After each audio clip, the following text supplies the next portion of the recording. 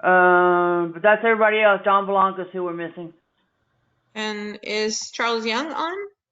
I don't see Charles either. Yeah. Wait a minute. Thought I saw him. Charles No, Gray. it's Charles Goyette. Oh, yeah, I'm sorry. Charles Young.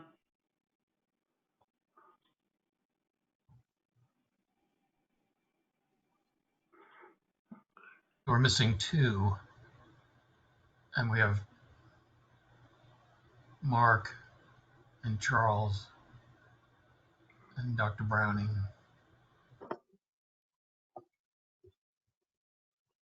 Alfonso. Myself, so we can go. Okay, we're ready when you are. You agree? Excuse me.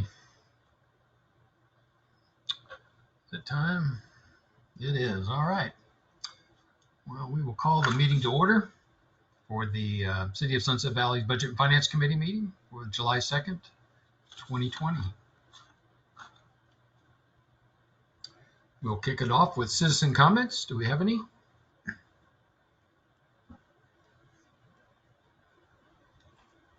I don't see any hands raised. All right. Charles Young just arrived. What's that? Charles Young just arrived. Oh, good. All right. Hey, Charles. Hey, Michael. Sorry I'm late. No problemo.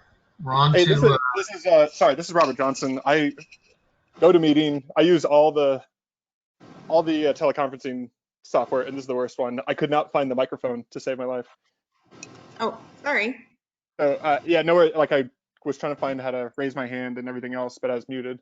But I do have a citizen comment. Okay. Okay. I have something prepared, so I'm just gonna read it.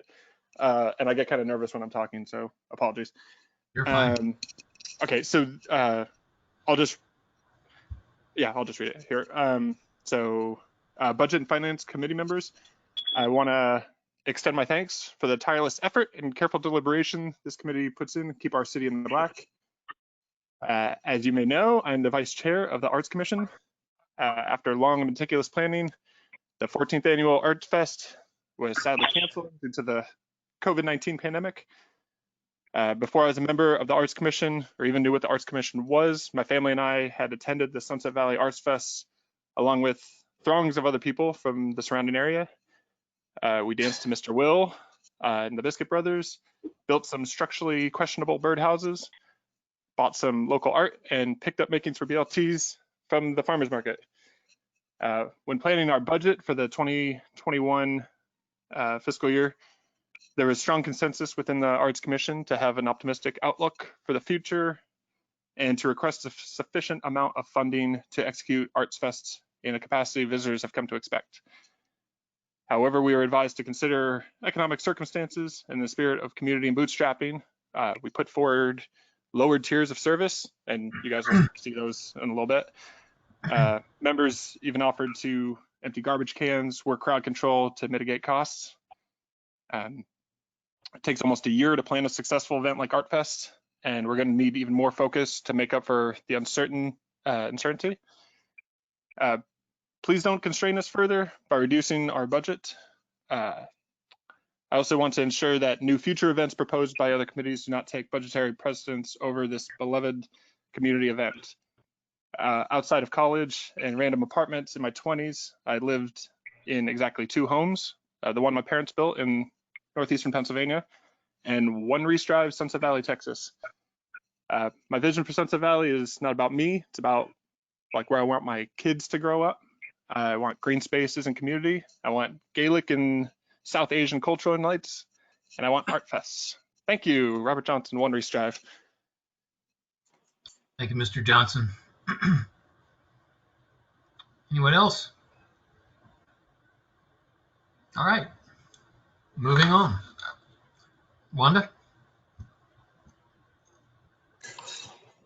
So my report is very short as we did not have a council meeting this week. So the last meeting I gave y'all a more complete report of the previous council meeting. So there you go. I But like I'm it. open to questions. Any questions for Councilmember Reeds? Hearing none, we'll move on. Thank you, Wanda. On to our item 4, which is the approval of the minutes from June 25th. Is there a motion? It's just minutes. Move to approve the minutes from our last meeting on June 25th. Thank you, Mark. Is there a second?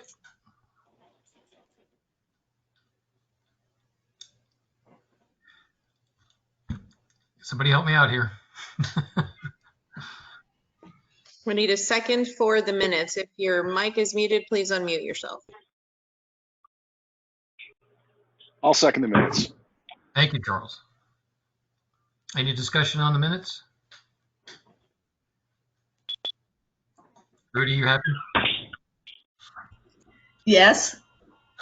Amazing. I'm delighted. All right. All in favor, say aye. Michael, all is done before you even get it. I know, and I appreciate it. Thank you for helping out with that. Aye. Any opposed, say nay. The minutes pass with one vote. Thank you, Mark. What is happening? No, hello, are you guys out there? Come on, Would come you on. like me to call roll? You just put it on mute. Yeah, let me call roll right quick. Have them unmute their microphone. Yeah, let's do that. Okay. Mr. Carmona, Yes. okay. Mr. Goyette, Here. Mr. Young, Yes. Mr. Bruner, Present. Mr. Francis, Yes.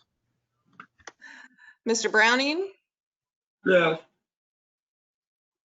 Ms. Reitz, Mrs. Reitz, and Mr. Cowan.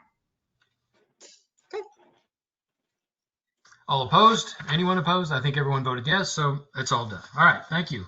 Woo. We're off to a roaring start here.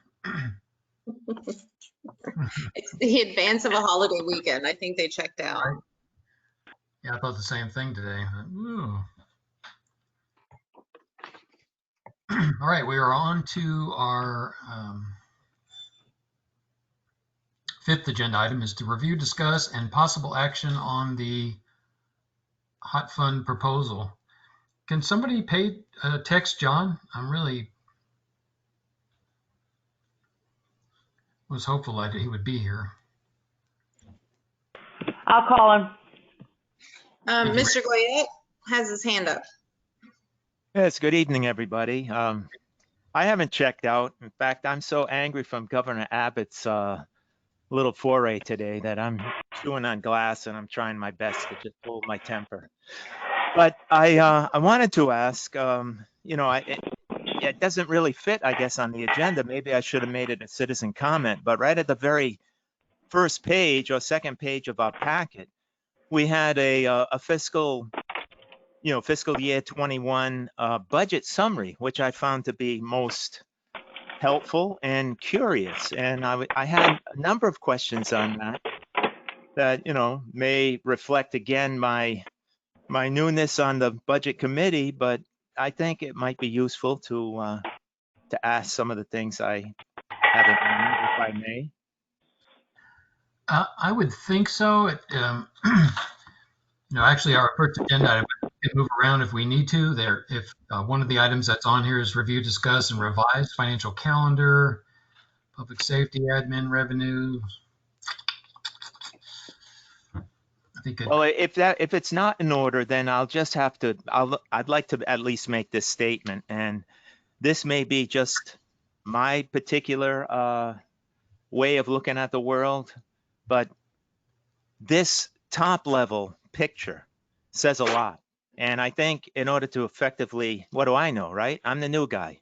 But to effectively look at a budget, we got to see it both from the top and from the bottom. Big picture, small picture. I mean, we seem to spend a lot of time, what I'll call in the weeds. That's not meant to be critical, although in this case, I guess it is.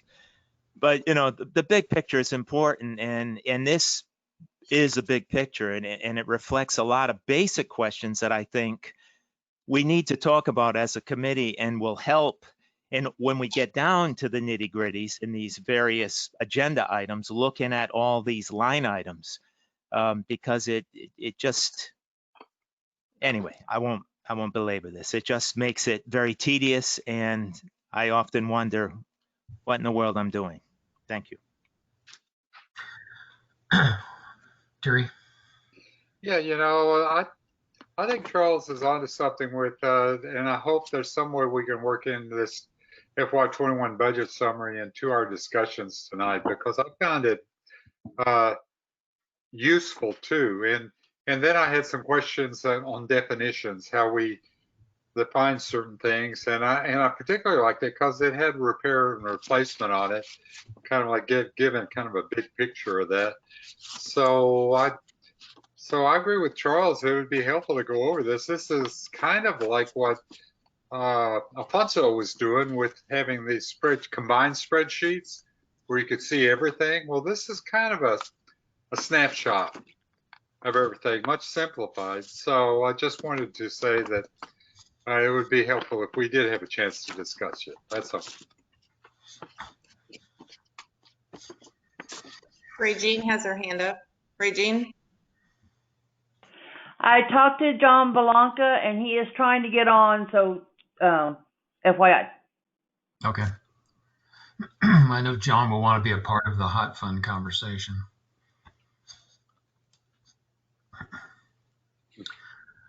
You know, I have to agree with the two of you. I think we're kind of retracing our steps a little bit because this process, it's not what it was. It's very fragmented, and it's files of sheets, right? And part of the issue is there's always been more revenue than expenses, right? So we could always just plot ahead and then work it out at the end, but that's not the case here. And I think that's maybe part of what we're struggling with. Mark? Yeah, and I think that kind of echoing what both Charles and Terry and you were saying, Michael, I think typically what we're tasked with is, as a budget committee, is to review the proposed budgets and, make recommendations on, where we think there can be, changes or, modifications. I think what would be helpful for me, and maybe for the committee too, is kind of looking at the outcome of what we're going to be doing and sending to council. And this kind of gets into some of the discussion last week as well, that where we need to be is really, what we're doing essentially is taking our current proposed budgets, and we're doing our process, and we're saying, okay, in the light of, the current economic context and the COVID uncertainty, we are trying to reduce the expenses based on what our revenue forecasts are.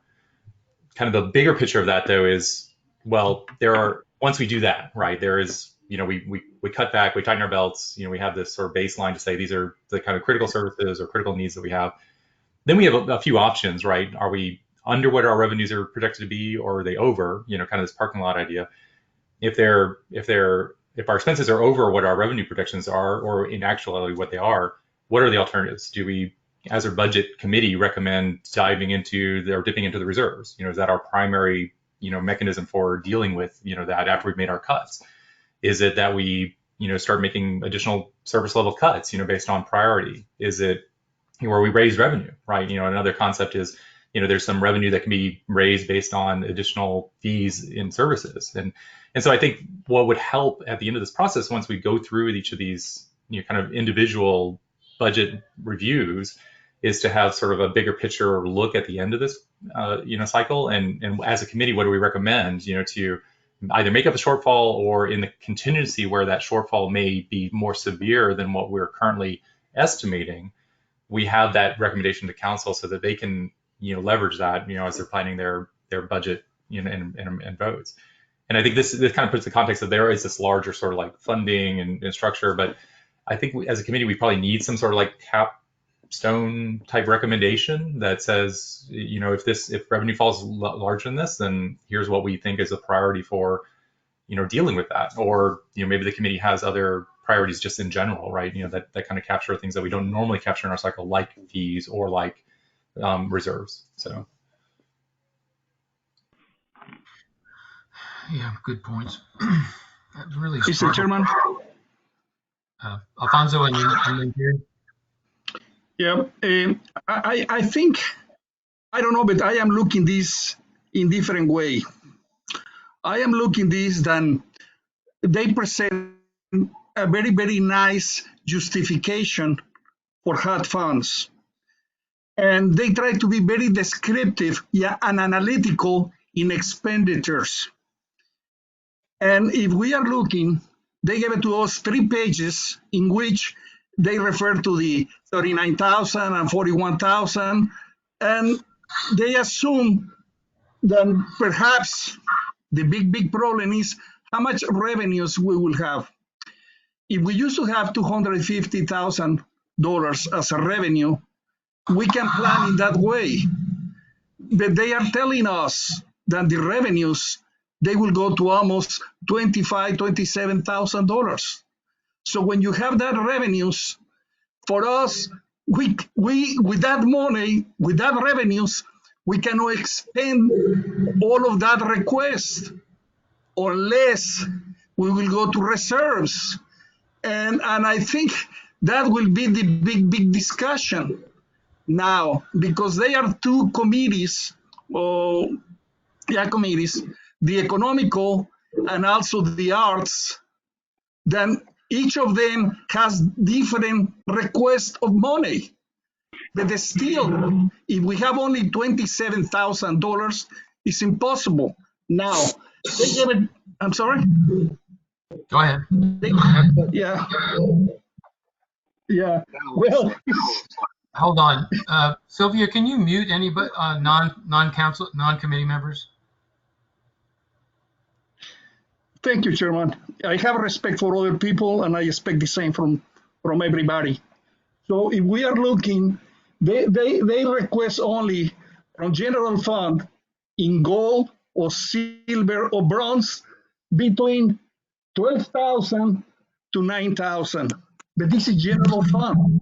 If we will go to HUD funds, it's in HUD funds where we will have problems, because if they will take a lot of money or no. And I am a member of the finance committee, but for me means a lot the other 2 committees. And the other 2 committees, in my opinion, they have a much better idea where they will spend the money and which kind of money they want to spend, if it will be only in reserves. So for me, I will say I have $27,000 and I have this money in reserves. Somebody has to take the decisions from where, if they want to do more expenditures. So no, I don't think it's so difficult, but I can see in that way. Thank you. So you're just talking about HUD funds. I'm sorry? You're talking just about HUD funds. Yeah, I am talking, we are talking HUD funds, and Right, we have only 2 budgets, the operational budget and the other general fund. In general fund, we are not talking too much money. So the other fund is HUD funds. And this is where, if we don't have more than $27,000, they have to go to reserves, and that will be their decision, Right. in my opinion. Jerry? Yeah, well, the struggle with this, given the fragmentation of it and all the changes we're going through with the financial system, at the same time we're dealing with an unprecedented impact on revenue by the pandemic. I've been trying to look for shortcuts, how to just see it quickly. This spreadsheet, the summary, I'm not sure which level of expenses staff was using as their base, but the bottom line was we're $785,174 short according to this at the end of the budget summary for 21, based on expenditure estimates and revenue estimates. And the solution is it's simple, depending on which way we want to approach it. And that's what I want to talk about. Because if you look at all the subsidies and all the services that the people really love in this town, and you cut all of that, you've handled the deficit. Right. But but I'm thinking the approach we may want to take is, what do people love in this town about the services they receive from the city? And that's what we give the priority to as we go through the process. And then we go back to what I think the big kind of like unmined areas are the reserves, equipment repair and replacement, those kind of things. And also, we haven't evaluated staffing very closely for the PD and for admin. There may not be anything in there, but that's the other place to go to. That's all. Of course, just a reminder, we've talked about this several times. This is not a forever, right? We're just talking about an interim crisis for us. And we're just pumping the brakes and saying, for now, here's how we get from A to B, whether it's through just this budget year, and then as the year goes on, if revenue increase, we add these things back. When I talk to people, I get that feeling that people are like, if we don't do this, the sky will fall. Well, it's just temporary. It doesn't mean we're never going to do it again. And again, council can put it back. So however you guys want to approach that. Could I make one point? Absolutely. Charles? Oh, is that Dr. Browning? I think Yes. Dr. Browning's trying to talk. Yeah, we can't hear him though. Dr. Browning, we can hardly hear you. That's because everybody else is talking. I had my hand up using what I was. Dr. Browning, we can't hear you.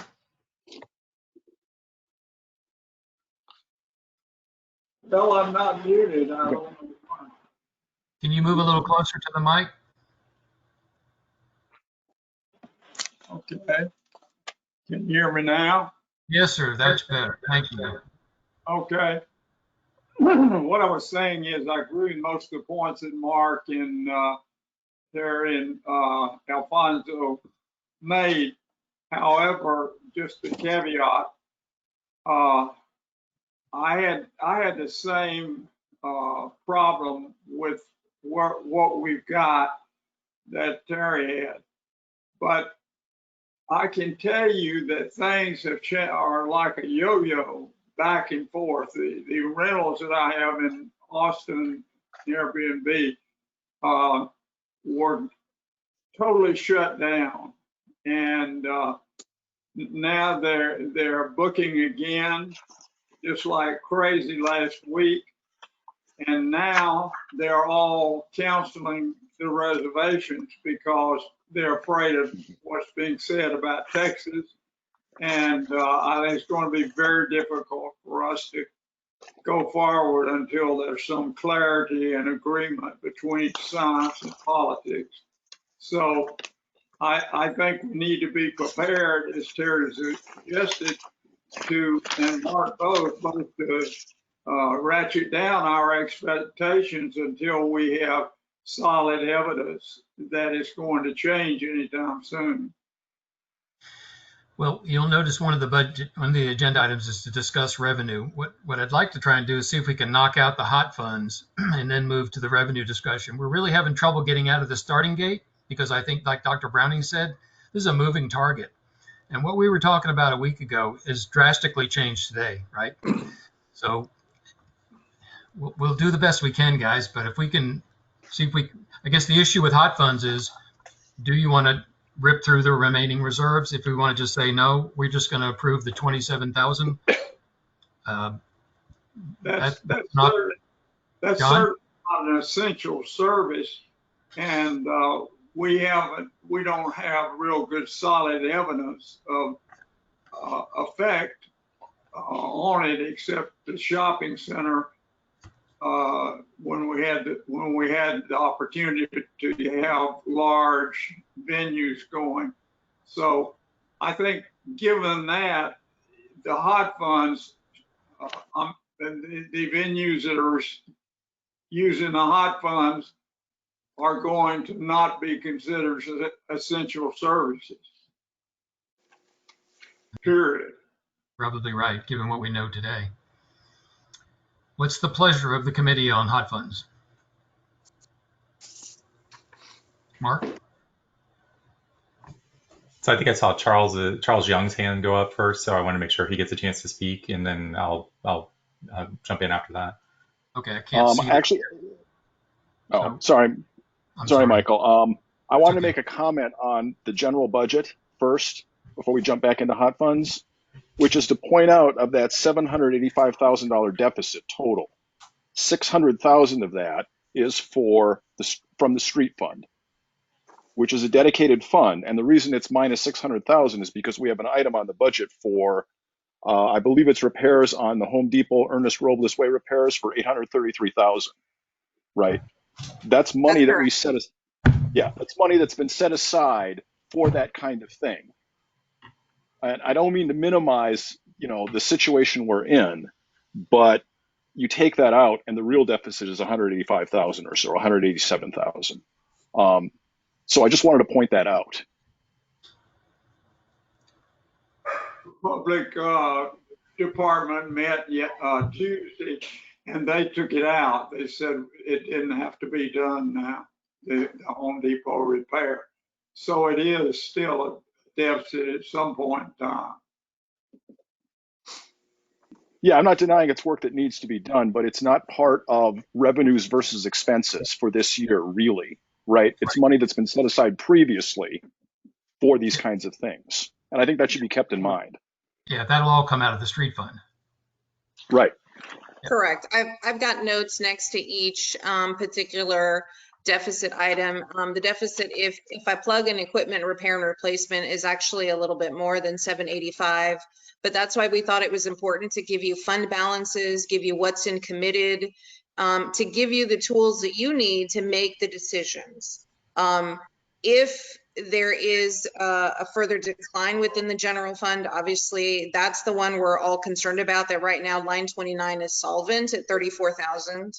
That's pretty much our litmus. Of course, again, that doesn't include the transfer to repair and replacement, but I still think it's a manageable budget. I mean, I think coming in, working for the city, I asked for an elasticity policy, right? If revenues are down, expenses should be down. I think on top of that, the cherry on top to that is also going to be when revenues are down a specific point, where's the policy on reserve and reserve usage? And I know, conservatively speaking, the first thing we do is hold down expenses, right? But in pandemic world, there is also a discussion of reserve, and I hope that this committee wrestles with it, because at some point it is going to fall into our lap.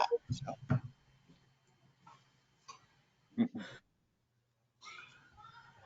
That's one of those things, buying groceries when you're hungry, right? Maybe it's not a good time to discuss a reserve policy in the middle of a pandemic.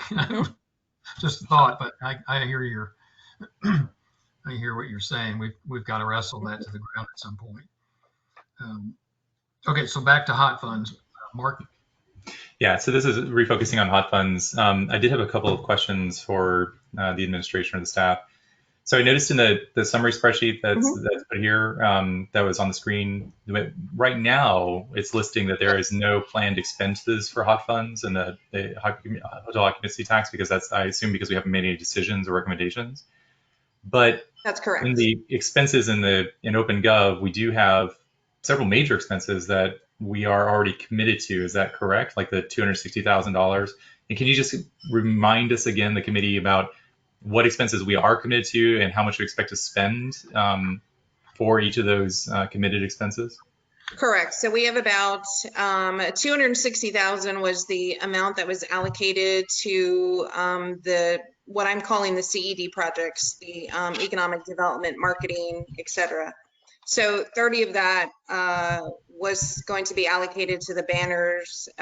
It's not quite 30,000. And then the other 230 was to the marketing firm that was also just awarded last council meeting. So the hot fund going into this current fiscal year was already going to draw down about $135,000. There was an expectation already to draw down reserves. Now that the deposits for the hotel haven't been made, and the planned expenditures They've been reduced somewhat because we cut out all non-essential. We cut out Spring Fling. We cut out all those things. Art Fest didn't spend everything they were going to spend. There is still that large $230,000. We don't expect that all to get spent this year, but the plan would be to encumber that. And so that is an expense we need to plan on at some point. We haven't dotted the ink on the contract yet, but the attorneys are working on that. So yes, there are some very large expenses hanging out. And the fourth item that's in our expenditure list, which is retail analysis and demographic. Can you tell us a little bit more about That's investment? mislabeled. Yeah, that's mislabeled. That should be the amount to SFC. Okay, I was curious about that because it was a new item and I hadn't seen it. No, it's a label. Something got squirrely. It's that's the amount that should go to the farmers market. Okay, so the minimum right now, and this is in the other point, I think it's well worth revisiting, but currently we have $643,000 or $644,000 in our hot funds reserves, essentially. The money we built up over years of not spending it more so than our revenues. Correct. Do you expect that amount to, and that's what we currently have. That's not what we're projected to also have at the end of this fiscal year based on either delinquent payments or on expenditures. And I want to make sure I was clear on what the amount we expect to have at the beginning of the fiscal year. So if you go to the bottom of the sheet, you'll see the hotel occupancy fund should have about $670,000 in it at the end of the year. And that's primarily at the end of this fiscal year, the current fiscal year. Okay. Yes. And that's primarily Art Fest didn't spend and the other expenses that we held off on, and then interest earned. Okay, and because I think that the label there maybe a little bit needs to be updated because it says estimated end of year balances for city funds are projected to be XXX on September 30th, 2021. But I think it's supposed to be 2020. Is that correct? Yes, should be 2020.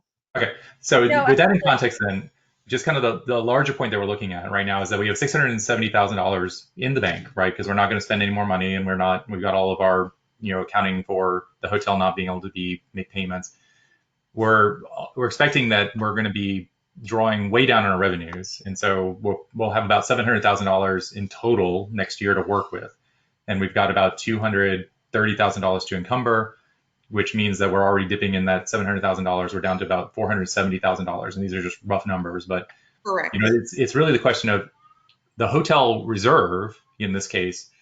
Do we dip further into that beyond what we're committed to pay for things like Art Fest, to pay for things like the JDRF One Walk, and for the farmers market, who are all asking for money, or do we have some criteria that says, okay, if we reach this level of revenue, we can trigger expenditures. There could be multiple recommendations that we can make, but we're already going to have a reserve deficit, as it will, because we have these expenses that are already, the council has already indicated they want to move forward with. That, of course, in the past, we've had this larger reserve because we didn't know what to do with it, right? We didn't really know what to do with the $640,000, and a lot of it was sort of banked for having maybe a visitor center or banked for some future projects. This is one of those future projects, obviously, is the advertising retail reanalysis and investment and trying to get that going forward. But just my general kind of sense is that if we're drawing down that much already, it's difficult to say with certainty that we can draw down further. But I would like to make recommendations that suggest, if we do see a recovery, or if there are conditions that, we can release the funds based on, whatever we think is appropriate, or the council thinks appropriate, that we encumber those funds essentially, right? That, there's a criteria that we can reach that says, it looks like we're going to be able to hold a successful Arts Fest, and we think that's really great for our economic, community. So let's encumber those funds. And if we make it through the fall and it looks like things are going to be more normalized in the spring because of changing conditions or, updated science, then we can, plan on using that money. But if things are not, then it's unlikely we're going to be holding those events anyway, especially like things like the JRF, One Walk, which in November, I have a hard time thinking that's going to be a continuing event without getting rescheduled anyway, right? Without getting some sort of postponement or rescheduled to next year. So I think maybe that my recommendation is sort of the way I frame my thoughts on this is that these funds and things that we normally support, unless we think they're not a priority for supporting anymore, that's a discussion point that we need to have, but that we encumber the funds and we have these kind of evaluations that council then can release them based on conditions. So Councilmember Medicus and I are working on a hot funds item. It originally started with Councilmember Ellett and Councilmember Medicus as before COVID, this is pre-COVID, as we were looking at ways to perhaps leverage hot funds to be able to assist in the economic development. I mean, hot funds as a rule can't be used for economic development. So it was really not specifically used for that, but leveraging them like we're doing with the marketing. But as we've sort of dug further and really need to look at the ability to, one, prioritize, and two, the ability to really be able to decide as we start, honing in on our vision and values, which one of those events truly matches what, Mr. Johnson said earlier, what do we want Sunset Valley to be? And so all of Mark's points are absolutely correct. There is going to be a very large drawdown. We have not had any deposits from the hotel. He's hoping to be current by the end of the year, but he is still struggling with occupancy rate. So we don't expect a 100% revenue projection in the hot funds. In fact, we had it at a 20% revenue projection, which is why you have $27,000. So correct me if I'm wrong. If you said would be about 670 would be the amount we've got to work with. They're asking for 398. That leaves us 271. Actually, no, guys. This is for FY21. So the very last pane is the end of the year, estimated end of year FY21 amounts. So this is assuming that hot funds, we don't spend anything, which is what it shows. These are all tied directly to the spreadsheets you have. So what you see on these spreadsheets, it's what's showing on this FY21 budget summary.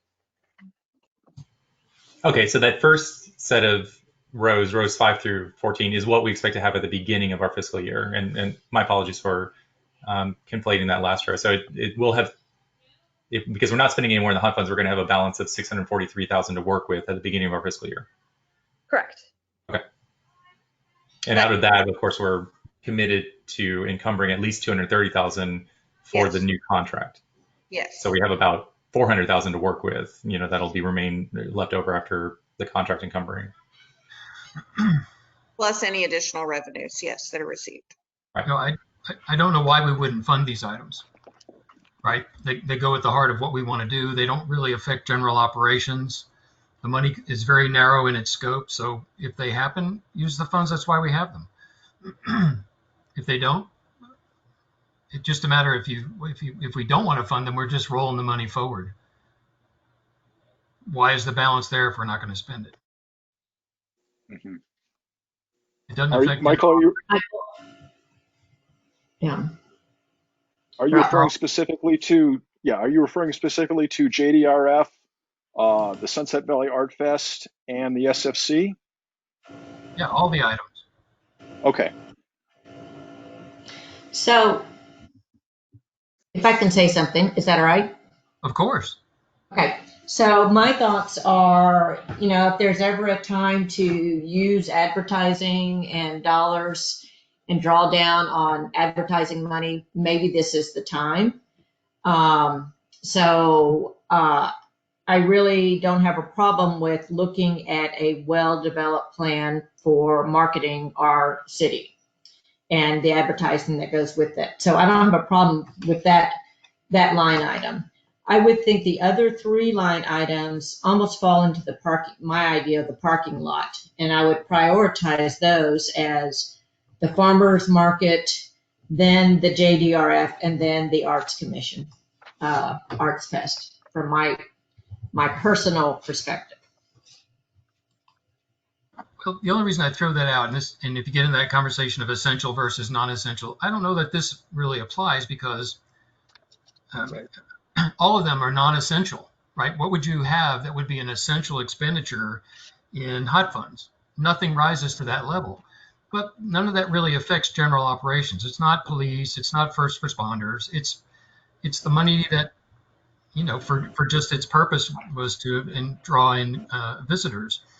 Now, having said that, if the economy's going down and we can't go out and shop anymore, it doesn't matter how many commercials you run, it ain't going to matter.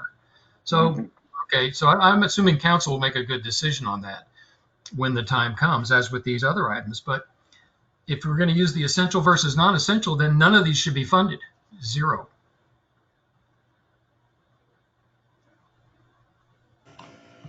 Well, maybe it's all goes, then it would have to all go into this parking lot. So if you do it that way. But none of them rise to the level of an essential expenditure, but nothing ever would. Right. I mean, how would anything ever rise to the level of a legitimate expenditure under hotel occupancy tax? Yeah, you're right. What would it look like? Give me an example. I can't think of one. So I'm indifferent, but if we're going to be consistent, then we should be consistent and say zero funding. And council can put it back if they want, but nothing rises to that level, really. Advertising? Arts Fest? No. Okay. Hey, I'm not arts people. Don't take it wrong. This is not a ding on the arts folks. If that's the way you're taking it wrong. But applying the definition that we said we were going to do. I think you got a point there, but maybe what would help the council is if you prioritized, if they said, okay, we want to spend some of the hot funds, tell us the priorities, and how would this committee prioritize it, these 4 items? How do you want me to define importance? I mean, you tell me what the definition looks like and we can prioritize, but if it's essential versus non-essential, nothing rises. Let's just go beyond the non-essential, and I'm just asking you to prioritize. I think Michael was right. We have to change our whole approach if we're going to do that. I agree, advertising is important and if not essential. But we have already defined how we're going to treat the entire budget, and that is essential versus non-essential. And so we either do it or we don't do it. Gary? And it's like a banquet, like these restaurants, they would like to advertise, and normally they would be advertising more, but they can't. What's the point in it? Because you're going bankrupt and you can't pay off, and you can't get any result from it. People are not going to come out and wear a mask at an event. They just don't going to do it. Jerry? Yeah, well, I agree with what you said, Mr. Chairman. These are kind of a side budget. It's a separate funding source. It's not the general funds. A lot of these define the character of Sunset Valley. And I would argue if we wanted for this side item, the hot funds, that something that brings in revenue should be considered essential. And I know that Farmers Market brings in revenue. I know that Art Fest brings in revenue. The marketing plan that's already been passed, $230,000, it's targeted toward bringing in revenue. And the other one is a really nice service. So for me, it's more like at what level rather than parking and eliminating services. And it goes back to the thing I said earlier. It's like we can handle this budget either by stripping everything out or by doing something that's harder, which is deciding what people of the services we have, what they want the most, and then make sacrifices in other areas. Because, but again, this is a fund separate from these other funds. And I would define essential differently here. The idea here is promote business and get revenue in this city. And we have programs that are doing that already in those funds and that are being funded by those funds. I think what you're saying is very logical, but the point is, we don't have a survey or anything that says what people are willing to do and would not be willing to give up. If you put in there that they might end up paying property taxes, I think the decision would be very different. Okay, Dr. Brennan, can we let's jump to a couple other people. John Belanca? Yeah, a couple things. I would first of all start off with where you initially started off. The word essential does not apply, as far as I'm concerned, to the hot funds, period, right? So it's useless to even talk about that. Yeah. So I would go and say, hey, I'm with you on your initial thought. I would be funding all these things. And that kind of goes along with what Terry is saying. You know, it's not that it's free money. It is not free money, but you have this money. It's not essential how you spend it. It's not, so spend it. And I'll give somebody my priority list. Somebody asked, I would put advertising absolutely last. Advertising this city has never been demonstrated to produce a penny of revenue, period. It has never been demonstrated, right? So I would not spend any money on advertising. As a matter of fact, I'd like to have a conversation with any council person that voted to spend $230,000 for advertising this city. You have to bring in $23 million in additional sales in order for that to be beneficial. And that ain't gonna happen, period. So let me just go with, I get off my high horse. I'm sorry. Yeah. Oh, it's okay. Let's go back to the initial thought. Use it all for Art Fest and JDRF and all those things. Except, yeah. Is that a motion? I'll make that a motion. Okay. Sure. I'll second it. Would you restate your motion, John, just so we're clear? To spend the hot funds per the budget, which includes retail analysis and demographic assessment, JDRF 1 walk, Sunset Valley Art Fest, and as much as I hate to do it, the advertising public notices. So the retail analysis is actually the farmer's market. Okay. Okay. All right, so the motion is to fund the items as presented. And I'll second it. And Charles Young second that. Any other discussion? Mark? Can I get a little bit more clarification from staff on when we fund these and the groups, organizations request money, how does that process typically work? It's, I mean, you know, because I'm a little hesitant to say, okay, we set aside this funding and then it, you know, there's not some oversight or at least, you know, some awareness that, you know, if we give funds to an organization, then they spend it and there's end up to being changing conditions that, you know, cause that, you know, event or group not to, you know, happen. I mean, I'm probably thinking like JDRF, but that money's spent already, right? So, you know, that kind of secondary analysis or oversight in terms of, you know, how this money gets requested and then actually given, you know, to the organizations. I worry about getting into a condition where it gets spent and then it becomes like a useless expenditure in a sense. Sylvia, you'll have to address that. I think there was some issues this year with the farmer's market not complying with all the criteria. I don't know all the particulars there, but as the chair of the finance committee and as a finance committee member, my assumption is when we hand these off that those organizations that are applying for this funds are doing so appropriately. If that's not the case, then no, they shouldn't get funded. Is that what you're saying? It's kind of that, but I think it's even more, it's more critical, I think, in our current environment that, you know, these funds need to be actually appropriately spent, you know, in terms of, you know, if we just release them and the organization uses them, but it turns out they're not holding the event in November, for example, you know, that's the only event, kind of thing I could think off the top of my head. But, you know, what if JDRF spends all their advertising money, then they decide to postpone to the fall, but the money's already gone. You know, in that case, did we want to, do we need to reassess, the fact that they had to have that, expenditure in the first place, or they could have reserved it, until later? That basically, is there any kind of oversight that could prevent something like that from possibly getting out of line or too far down the line before the money's gone? My understanding is we reimburse. Yes. Regine's unmuted. Yes, it's reimbursement.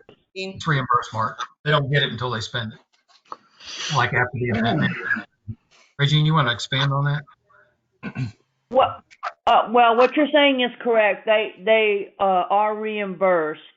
Say for instance, like the farmers market, they turn in a quarterly report, and then they have to provide copies of invoices, that kind of thing, and then we reimburse.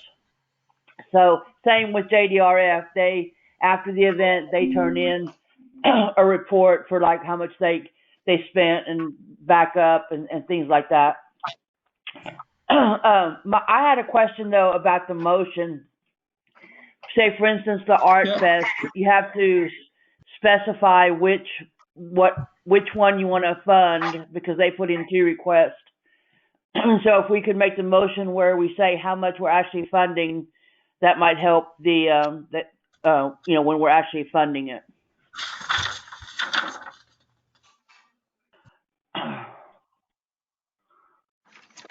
Chairman, Chairman? Alfonso?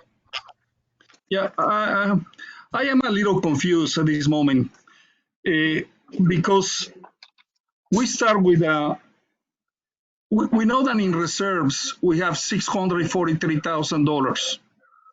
So this year we allocate some expenditures, and they say that from that expenditures, $133,000 will be using from reserves for the economic development marketing.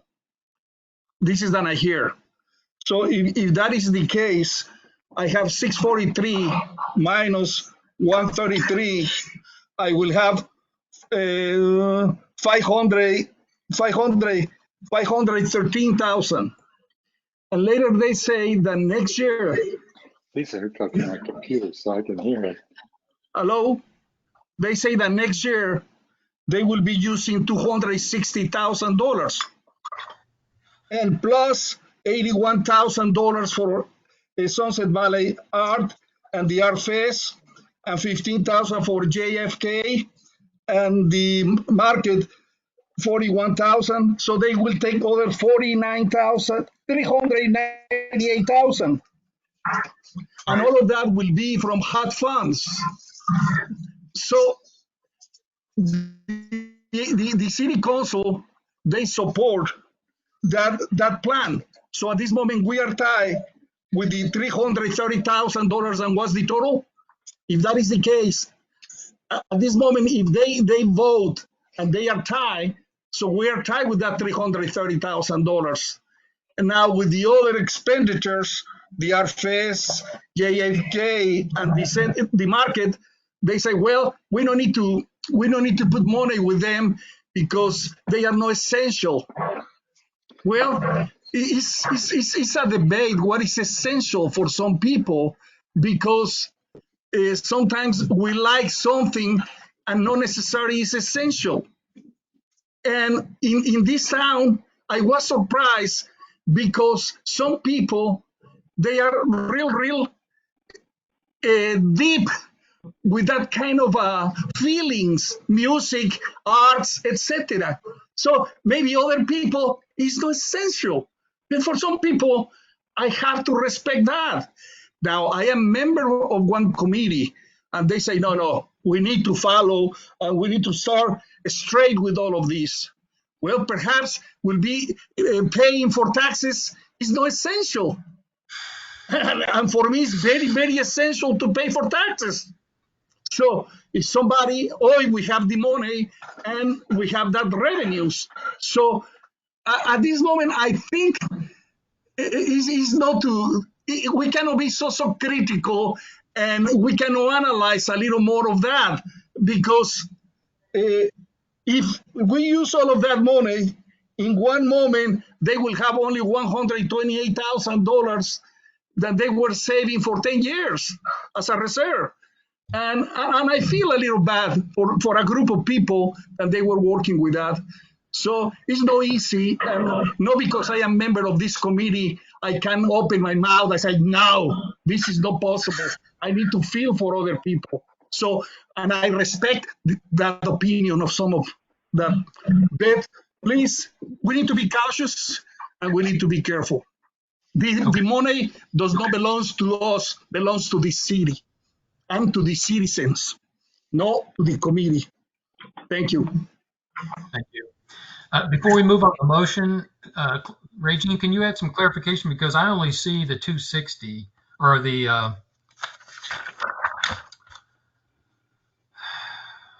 So submitted two different. So the Art Fest has a gold, silver, and bronze budget. The gold is $81,090. The silver is $56,950, and the bronze is $49,937. So we had to pick one of those to fund. And then oh, hang on. And then and then of course JDRF is 15. The Sustainable Food Center is 41.9, and then I don't know what they have for the marketing, but 260. 260 for right. So we have to decide what I guess for the Art Fest, which one of those we want to fund. CEB also has a silver, gold, and bronze in the backup for the meeting. Okay. Yep, that's the on the motion is to fold the is to fund the 260 for the the 81,350 for the Arts Commission. Any other discussion on the motion? All right, let's do a roll call. I'd like to jump in, please. All right, Charles. I'm just curious. Do you ever listen to the raise hand? Because I raise my hand, I sit here and wait. I can't see the raise hand. I'm trying to be nice. Okay, so a lot of good points were made. I think a lot of really good points.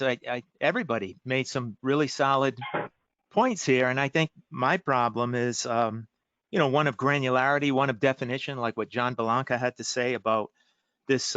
We get boxed in with this essential, non-essential, and I don't think it applies to this situation here, this particular fund. Like Charles said, these are monies that have already been, they're dedicated monies for one, and they're monies that have already been set aside. But Alfonso is talking about the fact that it's like we're kind of blowing the whole wad. And I hear him as well. And, and I didn't see the backup. I guess I need to be a little bit more thorough.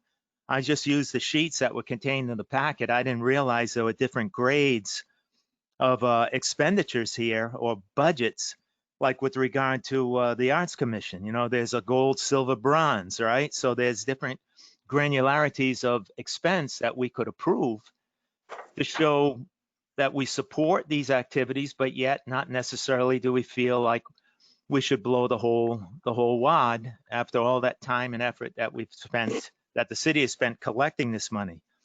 And I'm also curious about the advertising in terms of what all that encompasses, and to kind of play to what Mark had to say.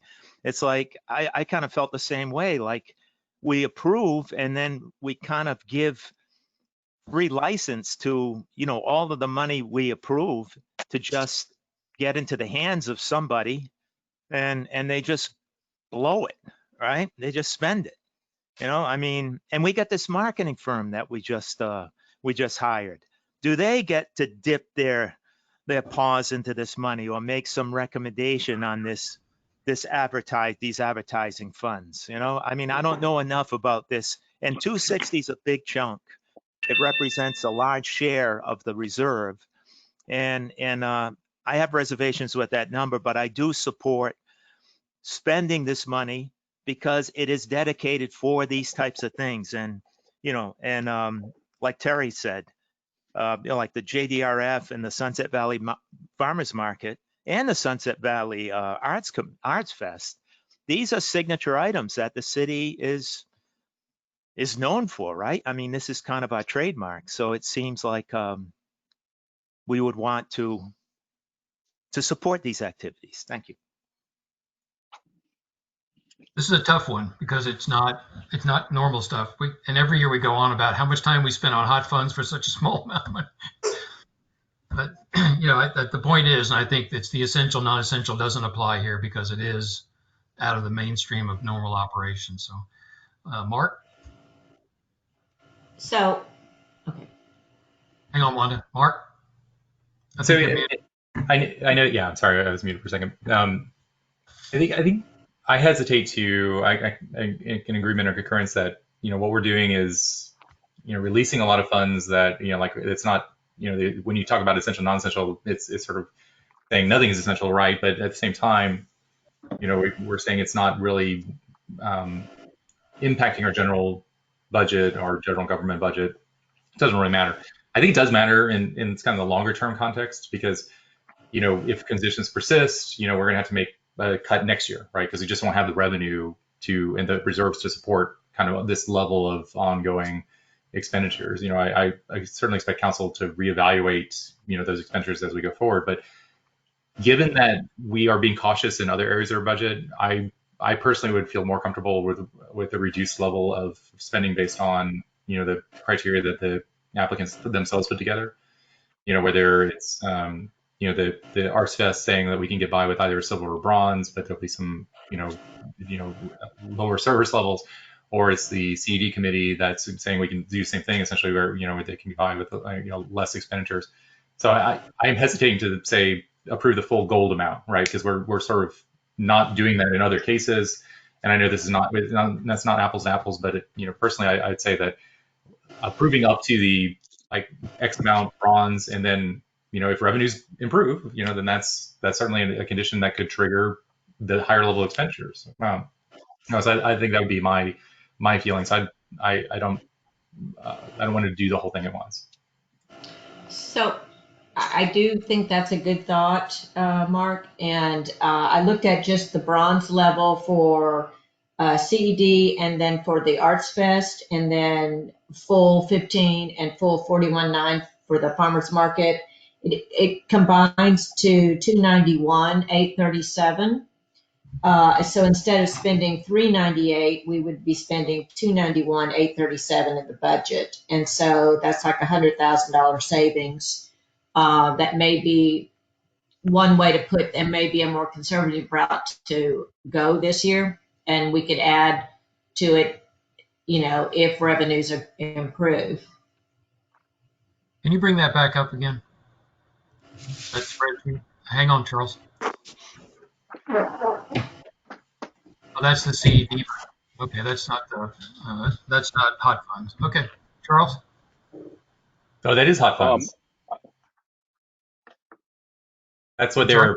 That is the hot funds that they're. The numbers. I guess the question about the 260,000. That doesn't match these numbers down here, but this is what they're proposing using for hot funds with some general fund money mixed in, right? That's right. So the 185 would be the bronze level. Well, how does retirement resident program fit into hot funds? Community program. Retired resident. Michael, program? go down. You're looking at the general fund. The hot funds is down in the middle of the page. I'm looking at what Sylvia has on the screen here. Yeah, so go down about the middle of the page. It says hot funds. Oh, so you take out 9,000 of that. So it's really 174 or 176, I guess. Oh, okay. I see. Okay, guys. 176 of hot funds. I've got to have all the paperwork. I can't do this if I don't have all the paperwork. I'm spending time reviewing these sheets and I don't have the backup here. I feel like I'm completely lost. How are we supposed to make decisions? Well, it's on the website. You can get this. Yeah. There's a motion on the floor. Is there any other discussion on the motion? Charles? I'm a little confused by the discussion here, so I want to clarify exactly what we're voting on. First, just to make sure I understand this correctly, we already have 230,000 in funds previously allocated that we have to spend that will come out of the hot funds. Is that correct? No, Rhonda, you'll have to answer this question. So, I don't know, Charles. Yes, so that's correct. Is that correct or not? That's correct. Okay. So then we have 440,000 left to spend. More or less. Now, are we voting on approving expenses for Arts Fest, JDRF, and the Farmers Market? Yes. Just those things, which is I thought was what John's proposal was. Okay, not including the CED proposal for hot funds. Correct? Correct. Okay, I wanted to make sure that I understood that and that everyone else understood that. Yep, it's just those 4 items. Okay. 3, right? 3 items. 3 items? can we repeat the motion then? Yeah, let's hear the motion. So right now, the motion says, hold on, I lost it. John Belanca made a motion to fund the SFC, JDRF, Art Fest, and advertising. And my request is to specify which one of those proposals in Art Fest and and advertising that he's talking about. I like Mark's argument for going with the bronze proposal, since that's what we're going with everything else. Yes, I agree. Okay, so the originator of the motion is willing to amend to the bronze level on those 2 items. Okay, I got that. So Okay. just so I'm clear, because apparently I'm not clear. Mr. Belanca, you want to fund JDRF, you want to fund the Farmers Market, and you want to fund Art Fest. You do not want to fund CED request. I did not want to fund CED request. Okay. And we're going to fund Art Fest at the bronze level. Yes. Correct. Okay. So we're not funding anything for marketing because you're not including that then. Not including the CED request. So we're pulling out the advertising public notices.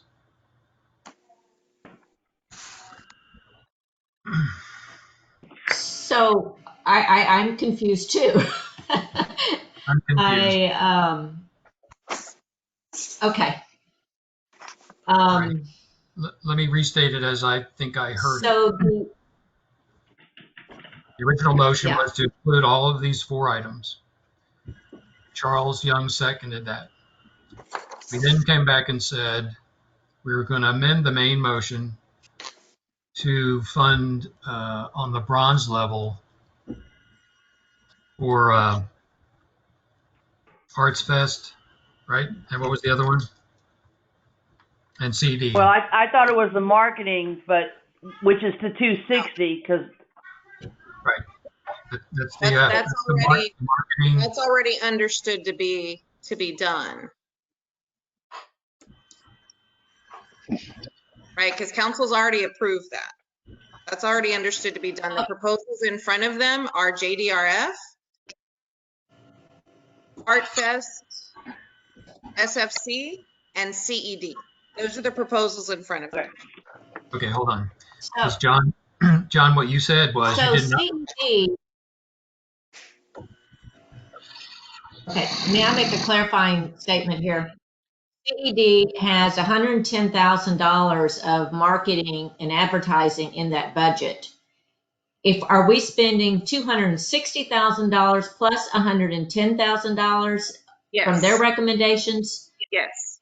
Yes. If you approve the CED budget, that is an additional $110,000 for additional marketing support to the 230 that was just approved by the council. Okay, so I would argue I would argue that we take the 110 out in the sense that the amount already approved by council is sufficient for the following year. Because by the time we get the marketing firm going and working, we won't have any media buys until next year anyway. And so I think that's a redundant number of the marketing support of 110. Now there's some promotional numbers in there, but they have a promotional yeah, okay. There's some promotional programs that's different. That would be that could be looked at, but I would argue that the 110 is redundant. Terry? Yeah, I thought I heard John's amended motion that was supported by the seconder very clearly, which is, he said fund all of those except for the CED. The 110 wasn't part of his motion, and then the others at the bronze level. Yeah, that was how I understood it. John, is that how you understood it? That is what I propose. I can't match up numbers. I'm kind of with Michael Can't on match up this. numbers either. The numbers don't match. Can you withdraw your motions and make a new motion to make it clear? I could try. All right, is that okay with the Thank you. seconder? Charles? Okay. You want to restate Sure. your motion, John? I don't have the numbers, but basically I'd like to fund JDRF One Walk, the Art Fest, and SFC, and the Art Fest at the bronze level. Where's that bronze level number, Sylvia? It's in front of the screen. It's on the screen. It's 49,937.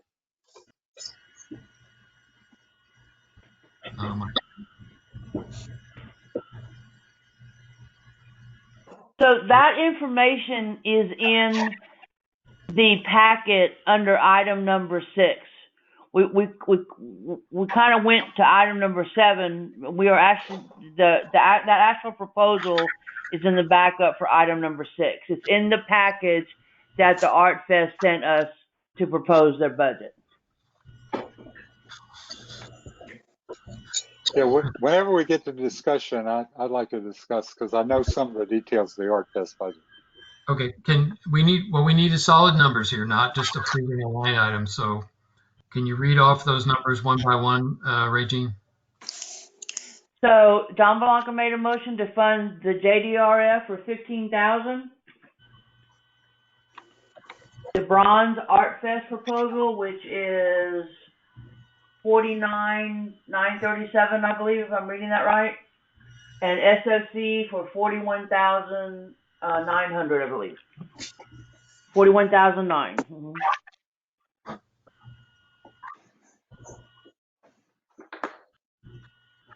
Okay, and the seconder? Seconded. Yeah, Mr. Chairman. Alfonso? Mr. Chairman. Yes, sir. Yeah, according with Regine, she's saying $49,000. But I am reading here, and it says Sunset Valley Arts Commission, Art Fest, and it's $81,350. That is different than $49,000. Yeah, that's the bronze. That's the gold budget. If you look at their backup, they have a gold budget, a silver budget, and a bronze budget. And the bronze budget is the 41,000. 40. I think what's 49,000. confusing everybody is that rate. No, I'm sorry. It's 41,435 and 39,665. Okay. They are two. The problem is this is all we have. Regine, when did you send this packet? I didn't send anything out. You have to look in the item number 6 where it's all the hot fund proposals. Yeah. It's a big package. It's got like, hold on. It's on the screen right now. Yeah, what we see is Yeah, 39 and 41,000. That's all we see. I mean, Okay, 49,937. This is in the yes, screen. that's the bronze package. Okay.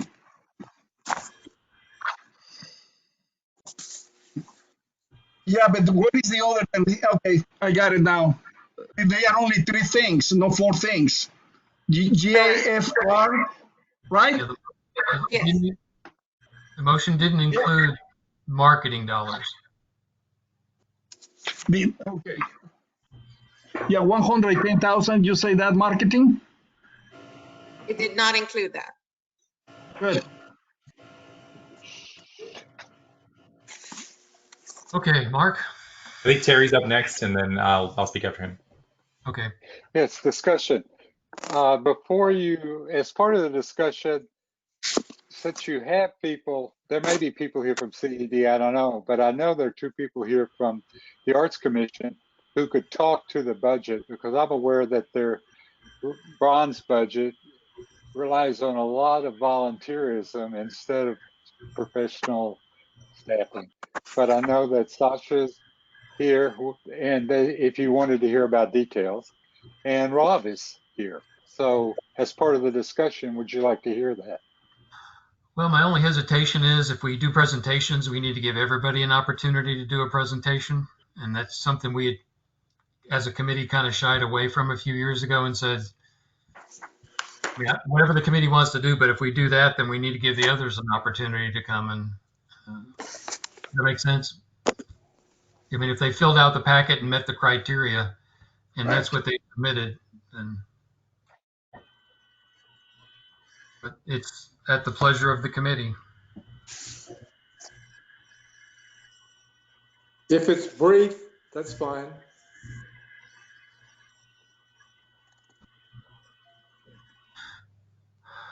Okay. I hear one voice, so I would say we bypass the presentation and vote on the motion. Any other conversation? Mark? I guess there's 2 points now that Terry spoke, because my concern, I really want the Arts Fest to get, approved move forward, and I want it to actually happen, right? I mean, that's the big thing. I like the motion as it is, because it does put us in a better financial position in case, our revenue projections are correct. And we can always go up from here, right? So if we find ourselves in a better situation, then I like the idea of, revisiting and adding more funds to supplement, those services that aren't getting fulfilled by going to the bronze budget.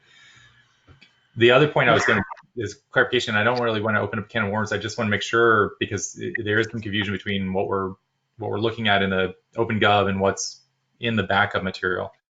So we're not in this motion looking at anything with CED. However, it looks like CED is requesting money, right? And they're requesting both in the general fund and they're requesting in hot funds. And so I think we need to have that discussion after this vote, in terms of, are we approving any events that CED has put together, that are, and understanding where the money's coming from for those events. And so I think I don't want to lose sight of that as part of this agenda item, that we can't just say no CED, because we haven't really discussed, what CED is asking for, beyond just looking at it and saying this doesn't match, right? Well, the 2 points you made that I think are right on the spot on was, and we've said this several times, these can be added back. If we get back on our feet and things are moving forward, we can add this stuff back. And as we've always said, it's harder to take it out. Yeah. So bare bones, is it essential? Is it not essential? And then let council put it back if things start cooking along.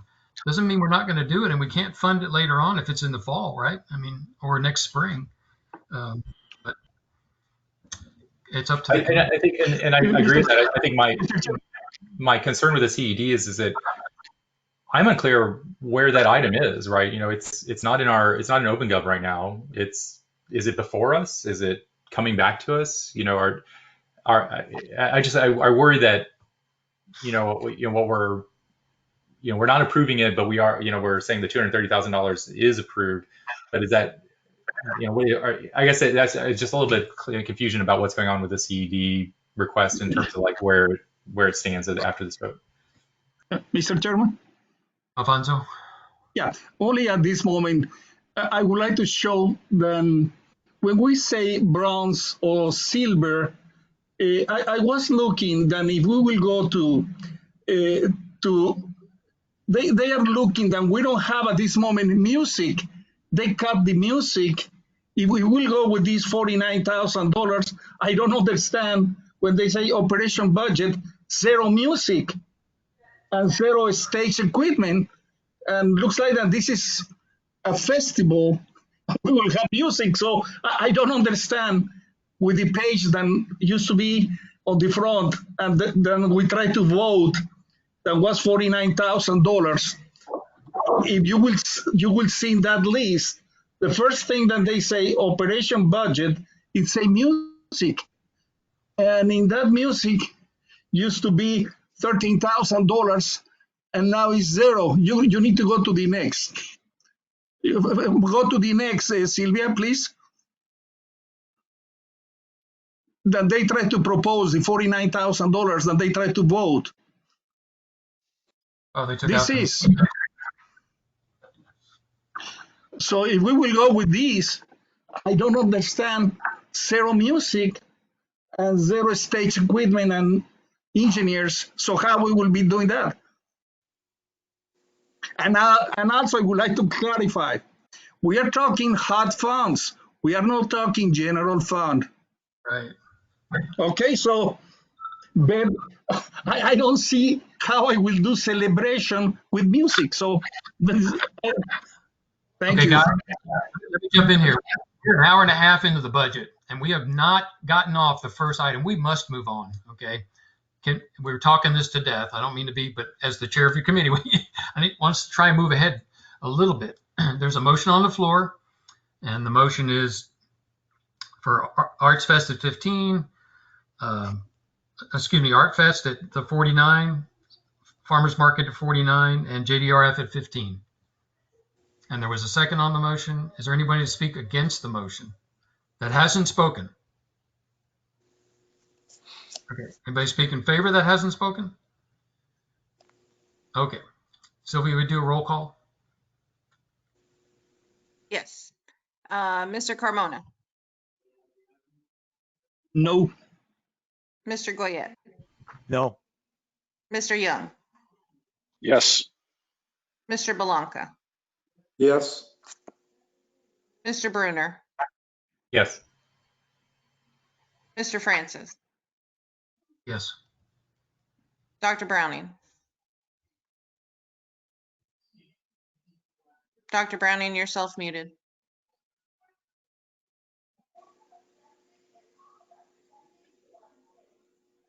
Dr. Browning, you're self-muted. Why don't you come back to him? Okay. Terry Cowan. Terry's an alternate. Oh, sorry. That's all right. Mr. Browning,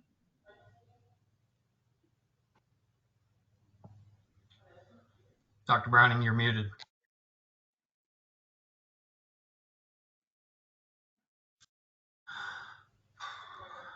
Okay, well, hopefully he'll come back. That passes 4-2. Is that That's what correct. you have? Okay. Okay, I lost my mic. I'm back. I vote no. Motion's still 4-3.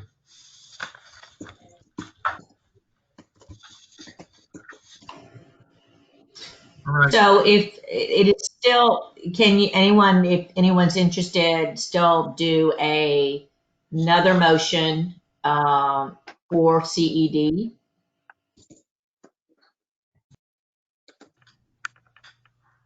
Sylvia, can you Throwing bring that up the CED request? Yes, so the item for CED has in it support for the marketing firm. That's they call it marketing support of 110,000. There are also some items that are events throughout the year. There's a Christmas lighting event. There is a spring sort of like a 5K type run, and then a back to school event for the children. If you minus out the 110 for the marketing support, that leaves their request at $75,000 from hot. Can you tell us in the past what CED's funding has been? I know they haven't requested hot funds before, but have they requested general funds and at what amount? Their general fund request is up on top. There is generally a request for community programs such as the retired residents, the spring fling, the social event, and ongoing business support. They did pare that down this year. Their request from the general fund in the bronze budget is $9,000. So the 75,000, if we exclude the marketing, is a brand new hot funds request that the community's never had before. Correct.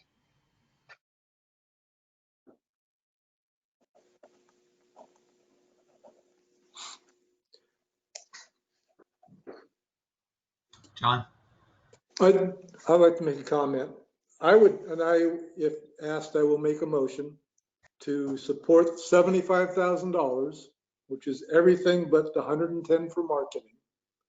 And I would also go on to explain, I really think there is a place where we could use that $110,000. And everybody knows my storyline, right? Putting it somehow into the general fund, right? The general fund. It may take some work and effort to do that. It could be used to pay salaries, but I think we can get there. I'd really like to not spend it all on marketing, which is, again, not proven to be effective. Mr. Chairman? Is to fund 75,000 for CED. Mr. Chairman? I would like to understand much better that marketing support. So if they can be more specific with that, and they can say how or why is 110,000? Marketing support, they felt would be needed for audio buys or anything that the marketing contract may need or didn't encompass. That's in addition to the 230,000. Okay, do we want to have a second? So, excuse me. To the motion? Yeah, I asked for the question. I asked for one question, Mr. Chairman. Yeah, we just need a second so we can discuss it, Alfonso. We're going to go down a rabbit trail here. Second that motion, Michael. Okay. Charles, go ahead. Second. Any other questions then on the motion? Mr. Alfonso Carmona, had a question. did I answer your question? The 110,000 that CED requests, that's yes on that line item, is yes to provide support to the $230,000 marketing contract that the council awarded in case they needed to do some TV commercials or audio buys or radio buys or any other marketing support that contract may need. Okay, thank you. So my question is now, how, from where John he came with $75,000 if they request 110? So right at the bottom, the total is $185,000, and it includes 110 and these other columns. Everything else in the last column equals $185,000 from the hot funds. John's just talking about event items 1 through 4. Excuse me. So in that case, you have to have the 110 plus the 185, because you say that the people, they request 110 or they request 185. 185. Okay, it's not 110. Okay. So, well, here's the breakout. Up on top is what they asked for from the general fund. From the general fund, they asked in the bronze budget, 9,000, in the silver budget, 10,900, and in the gold budget, 12,600. And that's from the general fund. From the hot funds, they're asking for 110,000 plus these other 4 items listed below, which add up to, in the bronze budget, 185, 225 in the silver, and 272.5 in the gold. If you subtract out the 110 from the 185, that leaves you with $75,000, which is Mr. Belanca's motion. Yeah, but thank you, but still is not clear where they will spend the $110,000. Thank you. Alfonso, it's just the events items number 1, 2, 3, and 4. Just those 4 items is all. No, they are $75,000, Michael. They Right, are that's 75. But that's the 75 he's talking about. Yeah, but it's still unclear the 110, Michael. It doesn't include the 110, Alfonso. It's just 75,000. That's the motion. Thank you. Terry and Mark.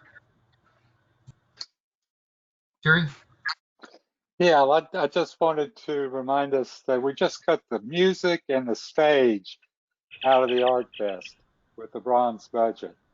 And the CED already has $230,000 for advertising, which has not been proven effective in Sunset Valley in the past. That doesn't mean it won't be effective this time, but it hasn't been in the past. So if I could vote, I'd vote against this. I move the Mr. Cowan, you're a member of Arts Commission, correct? That's correct. Okay.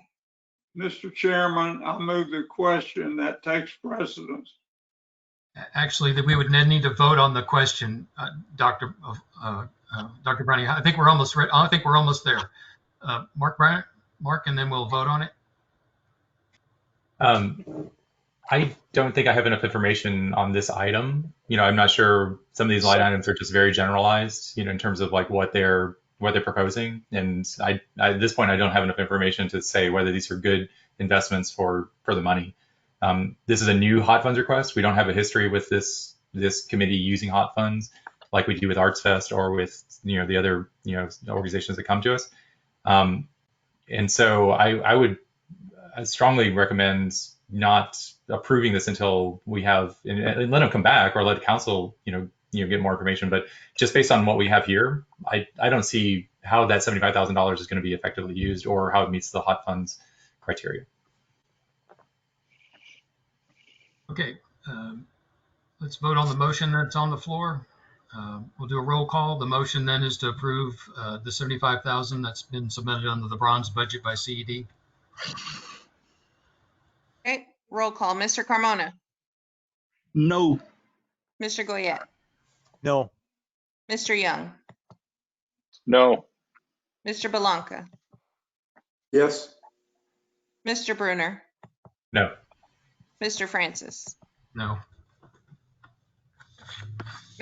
Dr. Browning.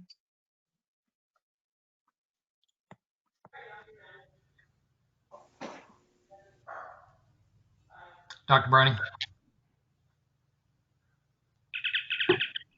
He's self-muted again. No. No. Okay, there we go. There you are. Motion dies. Next. All right, committee, ready to move on?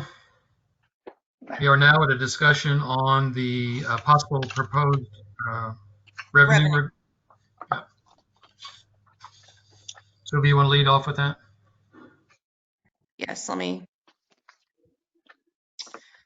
So I think what's confusing to everybody is there was the packet that normally goes out after your last discussion and your last meeting about, what you're going to be revisiting.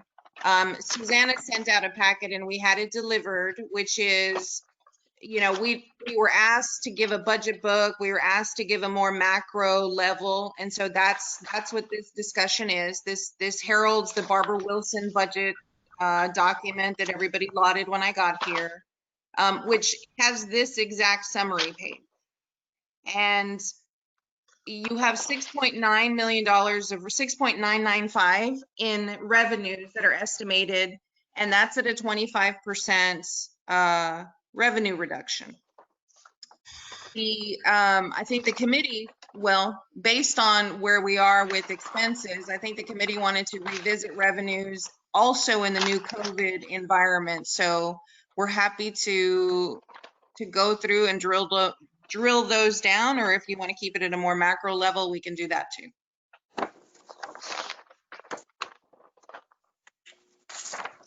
Okay, we had a conversation about going to a different 20, instead of 25 using 30%. Mm-hmm. You want to get into that, or you want me to lead that conversation? Oh, you can lead that. Thanks. So I'm just throwing this out. Obviously, things have changed quite substantially since the last time we had a conversation about what our revenue would look like. I don't know about you guys, but things are going from bad to worse. And I'm just, that idea of it's easy to add back to the budget than it is to take away. So do we want to be more conservative in our approach on the revenue end? That's a number that's just been kind of talked about all along, but I'm beginning to feel a little bit more uneasy about whether that we could actually make that, right? We haven't gotten through, we haven't seen June's numbers yet, and some of that is restaurants are now being cut back. So that progression of opening has now been scaled back again. Bars are closed, docks is down, restaurants. And so do we want to continue on with the current revenue number, or do we want to be a little more conservative in that number? I'm just throwing that out there, not to derail the conversation, but I don't know about you guys, but I'm watching the news too, thinking, well, Mark? I agree. And I think this is something that we should be more conservative with. I think the 30% number, is better than 25%, in terms of my estimating forecast. That's really making a lot of assumptions that we're going to have a heavy impact going into the fall, and then there's still a time to recover, in the spring. And even that's kind of, it's really up to anybody's best guess or best scientific, sort of estimate whether that can happen. I think I would prefer to have a revenue that's more conservative, and I think 30% is the number that I'd like to work with, as we go through this budget cycle, and that helps us plan better against those other items that we talked about at the beginning of, where do we dip in to make up expenditures for essential expenses, right? Where do we dip in? Do we dip into reserve to cover it? Do we dip into other, components, as far as franchises? So. Again, my intent's not to derail our process, but before we get too far in, it's just to re-examine that, because it looks like that's changing, and it's not getting better anytime soon. I mean, if it keeps going the way it's going, there won't be anybody going to restaurants. I would move, and just to, I don't know if this will be a simple motion or not, but just to adjust our revenue forecast to the 30% reduction from 25%, and we can use that carrying forward, and we can always adjust it in for future meetings, as we've revisited. But I think for this purpose, that'd be my motion. Sure. And again, it can be adjusted, right? If the numbers start coming in better, council can make that adjustment going forward. And is there a second on the motion? I have a question first. If we can get a second conversation. I second, Chairman. Okay. Go ahead, John. Can we go under the assumption? I don't mind going to 30%, but I have a question. Is that to assume that if things get better,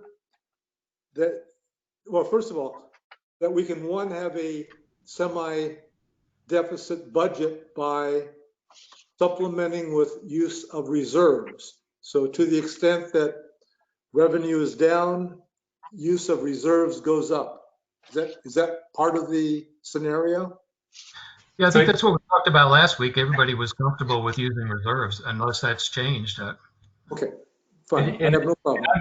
And John, just to answer your question, I'm looking at this from a, we have to take our best estimate of what that revenue is going to be. So we keep adjusting that based on current conditions. And then we have to then go through the process like we've been doing of saying what is essential, right, for our budget, right? So, and if those two numbers don't meet, then the next step is, well, how do we make those, how do we meet our expenses, right?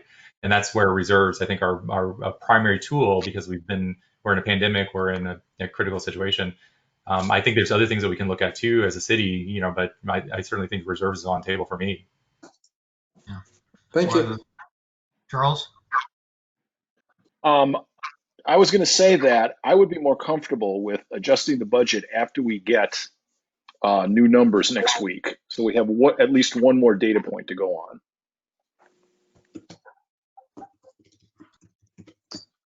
Terry? Yeah, I want to agree with Charles that I agree that it's looking like it's going to be worse than 25, but we do have information coming. And secondly, 30 is a guesstimate.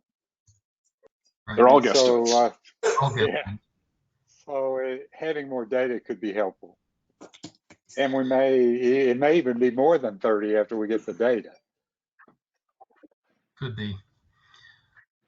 Sylvia, if somebody raises their hand, would you let me know or Yes, do something? Mr. Goyette has his hand raised. Charles? Okay, thank you. Yeah, I agree with what's been said to date. I think, what Charles said is that I think we should wait and get another data point because 30% from 25%, we're just playing around. I think when we're ready to make a change, it's going to be a little bit more substantial, like 35, 40%. But, another round of information I think would be useful before we, make an adjustment. Okay. And one more thing. Withdraw the motion and defer until we revisit this next week, with additional context. I just have one more point too, that briefly, this whole business with essential and non-essential, I think is becoming an issue. So everybody, one man's essential is another man's unessential, right? So, maybe we can just put things in context, put things in a prioritization basis, and we forego with the subjectivity of what is essential, what is non-essential. Thank you. Was the seconder okay with withdrawing the motion? Yep. Okay. We can wait. All right, so we'll pick that up again next week and see if that's. So I think in the context of this agenda item, I know one thing that other committees have been looking at, and maybe this is something that Sylvia can give us more details on. But there are other alternatives that committees are looking at for generating revenue, for example. And I don't know when that would come back to this committee for looking at or for making recommendations, either for or against. But that's kind of in the context of the revenue, especially. And so I don't know, Sylvia, is there a time for us to do that, or a time frame when those might be coming back, or is that you're just going directly to council? No, they're sitting on a parking lot item. The budget calendar itself has a point later on in the month of July where new revenue numbers are brought back and any Regine calls them bring back items come back. It's at that point, my hope had been we'd get to the skeletal level of the budget, and then at the bring back point when we had additional information on revenue, both recommendations from committees and also data from the state, that we could then begin to sort of add any muscle or fat that could be potentially added back in. Okay, great. I just want to make sure that there was a point where we could revisit, anything that's coming from the other committees, since I know they're working hard on their own recommendations.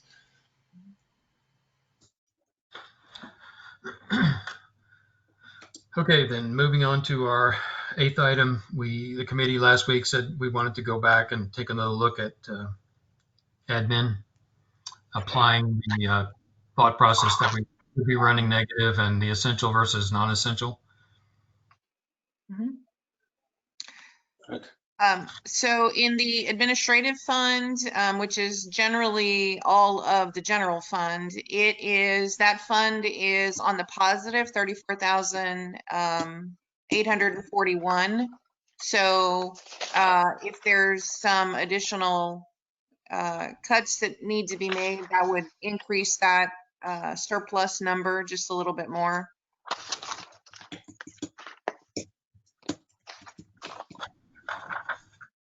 I thought we culled through that okay.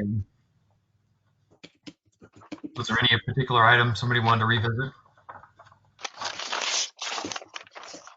Okay. I had one small item. Oh, sorry. Charles Young. This is a very small thing, but just so it doesn't get lost. In our previous discussion, we'd identified a couple of items that we had some questions on and we wanted to have itemized. They were IT management services, the software maintenance fee, and utilities and administration.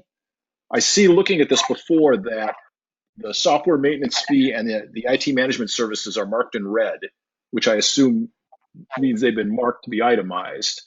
But I did not see that for the utilities, which is item 5835. I'm wondering if that was just an oversight. I'll put that to Regine. That was her, that was on her homework list. Regine? So I'm not sure what the red means. Susanna could address that, but we are still waiting on one more IT quote, or excuse me, two more IT quotes. Rob is Rob is sending me the IT quotes. I should have that. I was looking for it today, but I didn't get it. The software maintenance, I'm waiting on the PD for one quote on them, and the utilities we can bring back that soon. We haven't done that one yet, but yeah, those will be coming. Okay. They're not going to change that much. I did find out on the software maintenance that Encode, which is probably our one or two top hires persons, they're not increasing anything. So I'm not expecting that. It might even decrease instead of go up. So that would be a good thing. Okay, like I said, they're small items. I just want to make sure they didn't get lost. Yeah, I appreciate that. I don't want them to get lost either, but they're out there. Yeah, I have a question when Wanda? you can get to me. Yes, ma'am. So this is a question really for Sylvia. Our city secretary is retiring at the end of the year. And is that position going to be absorbed in current staff, or is that going to be handled differently? Or is there a plan? The current plan right now is to absorb it internally and then offset some of those duties that are going to be, it's Matt. So moving Matt over to city secretary and Matt's municipal court duties, because they've decreased so much, to move that to perhaps a part-time position. It's a lot easier to hire an administrative person like that at a part-time level than to try to hire a part-time city secretary. Well, that makes sense to me. So I was just curious. I just wanted to make sure that could be absorbed in the current budget then. So, yes. Okay, thank you.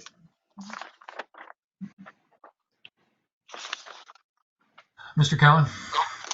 Yeah, I had the same question that Wanda had, and thank you for the answer. And I've got just some small items. We'll go through them. I want to go down to 31, the ordinance codification maintenance, and I just wanted clarification what that was and how that was different from why it's at a legal fee, and should it be in the legal fee budget? Ordinance codification. I'll take that one. Yes, go ahead. So that is where when an ordinance is passed, we used to do a book, but now it's all online, where the codification people actually go in and put it in there where it belongs and amends it, and then they send us a new it's now digital book for the ordinances and things like that. That is we do it quarterly, and the cost is based on how many ordinances are passed, and but that is not a lawyer or legal fee. Okay, thank you. The next question I have is item 40, line 40. And it's just to get some background on it, $1,000 for credit card fees. I'm assuming that's annual fees. How many cards? So that is the cost that the city pays to be able to take payments by credit card. Okay. That's not a cost for the city to use a credit card. That is like the processing fee for using credit cards here. And it's a monthly fee. The 1,000 is annual, but they charge it monthly. Okay, thank you. And I want to talk about item 47 and 50. Because there seems to be some duplication there, newsletter supplies, and if you could tell me what's different about it. I'm sorry, what number, Terry? 47 and 50. Office supplies, So delivery 40, fees, and yeah, and I was reading the detail and noticed newsletter was coming up in both. So if you could give me backgrounds on that. so in office supplies, that is items like ink cartridges, paper, that kind of stuff, which we, when we do print the newsletter, it's on paper and we use cartridges. In the printing, it is when we actually make the copies on the copier, they charge for we get so many copies free, but after we go over that limit, they charge us a per copying fee. So that's why we separate that into office supplies versus printing. Thank you. Item 54, software maintenance fees. It went up, what, 32,000, something like the math. It went up substantially. Is that, and there's no breakout, so I'm assuming, is that the new Open Town Hall, Open Gov expense that's in there? Yes, there is. I do not have that exact amount yet, but that's one of the items that's coming back with the breakdown of how much each item is for the year. And that includes our accounting software, our court software, the utility billing, well, not that one, all the software that our payroll system, all of that is included in that number. And we will provide a breakdown of that when I get the last one from the PD department. Yeah, that was one, Terry, we have to go back and break that number down for us. Okay, thanks. Right. Yeah, I'll remember that. This is more of a just a question, and it has 52. It's under 52 or 53, or it's under 52 repair and replacement fund. Is that referring to the in other departments or the infrastructure, utility fund, et cetera, water subsidies? Really, I did add up the subsidies to wastewater and water, and they were $767,369, nearly $767,000. So just so people have it in their mind, the deficit, depending on how if we go to the 30%, the deficit will go up about what, 300,000. I don't want to say it. I worked on the numbers, but I don't want to. We'll do that next time. And the reason I brought that up is repair and replacement is a place where we could extend the life, which the council has done before with replacing water pipes in the city or replacing some pipes. They just basically said, well, instead of these lasting 7 years, say they last 8 years, and therefore avoided a replacement expense. Kind of the same situation that Charles was referring to with the doing all those repairs over at Home Depot in the next fiscal year, and that are coming out the reserves. But I'm just curious about it. And the last thing is on community fire planning. It's combined with green tax open space management. And I just wanted to make sure that wildfire prevention was a part of that, because that's becoming more and more a public safety issue for this part of town. That is a Carolyn line item, but I do know that they do fire breaks and items like that in that line item in the green fund. But Carolyn can address probably that better than I. Okay. Yeah, thanks. I can address that really quick. We are moving that item into the open space management of the green tax because it's all about protecting the green spaces in that area. And so we will be doing wildfire mitigation out of that one. Okay, great. Thank you. So I think Terry's on something there. Are we on contracts for 51? Because it says it's lease purchase for the admin copier, then it talks about the PD copier and public works copiers. Shouldn't those items be in those specific budgets and not in admin? Well, we can move them if we want to. That's one of those items that have always just been covered in the admin department. If y'all want to move them to each department, now would be the time since we're making so many different changes. But it could go to each department. There's really we've just always done it that way. So if we want to change it, we can. I think they ought to be in the budget that they come from. I mean, if it's a PD copier, PD budget. If it's public works, it ought to be in the public works budget. Not in definitely. I definitely think one of the reasons why we didn't ever change that was because of the long range plan. But now that the long range plan will be changing, we can. This is, like I said, this is the time to do it. Okay. Any objection to that? Mr. Chairman? Alfonso? Yeah. I tried to bring back in administration, the 5705 office supplies. And when they refer that and they drop from 15,000 to 11,250, they refer to the newsletter. So we are not doing the newsletter. And I think that is very, very important. I remember I used to read a lot that newsletter. At this moment, I know that they are busy, the employees, but we need to bring back the newsletter if we are agree.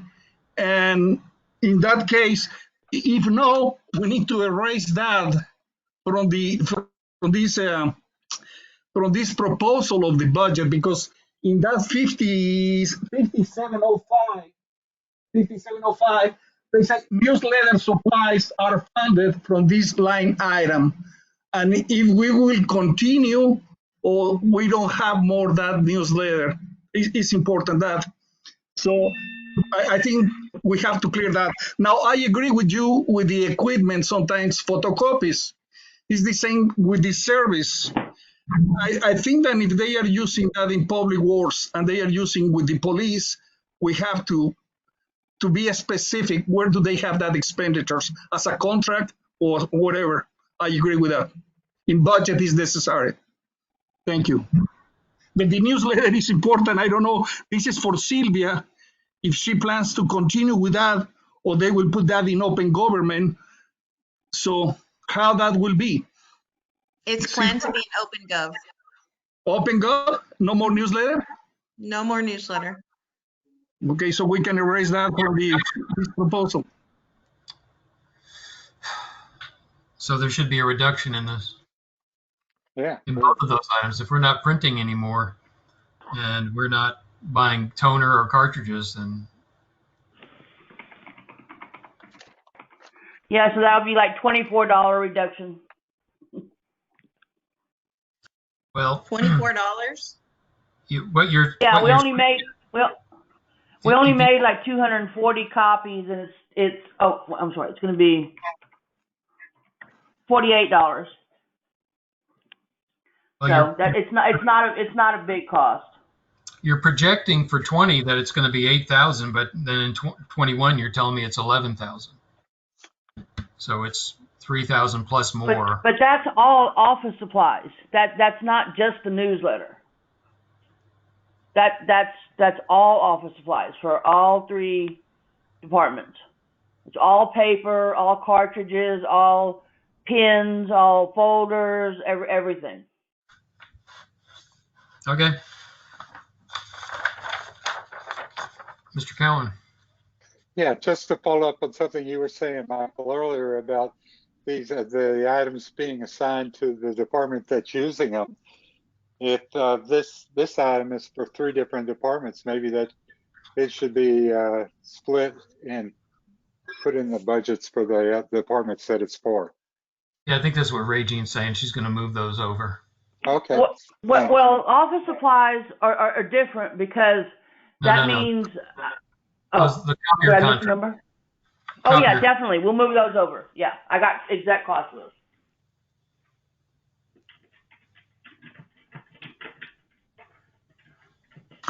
I think, Mr. Chairman, office supplies is the same. I agree with Terry. So who is using more office supplies, the police or public works or administration?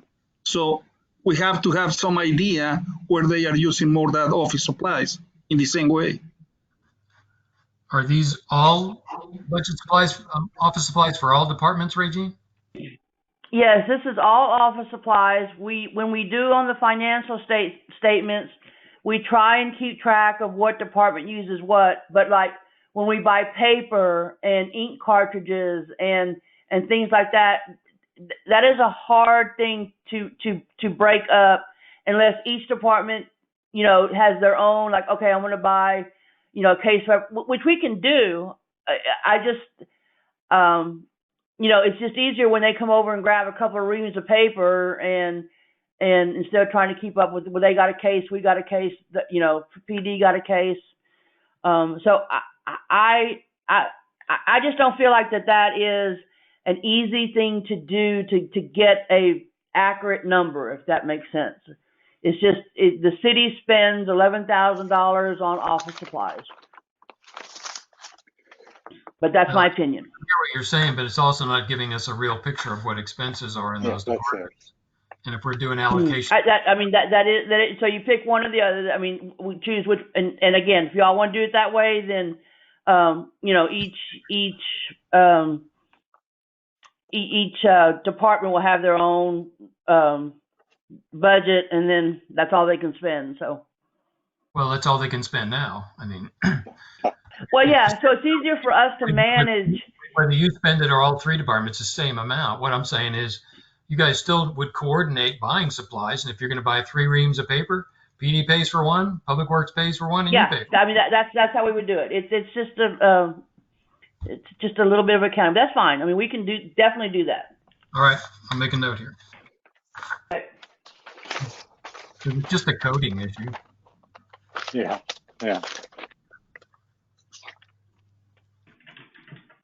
Are there any other items here that are being shared by the other departments?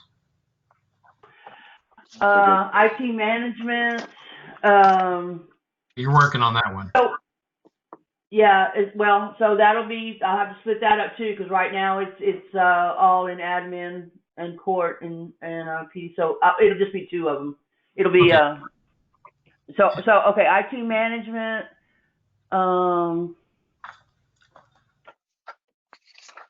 I think, and then there's a bunch of them in Public Works that are all Public Works takes care of all of it, but like the buildings that aren't in buildings. If you want to, if we want to break up everything at this time, then that's gonna not take us a while. But I need to look at the whole thing, and we can redo everything and do it that way, which it can be done. It'd be the copiers.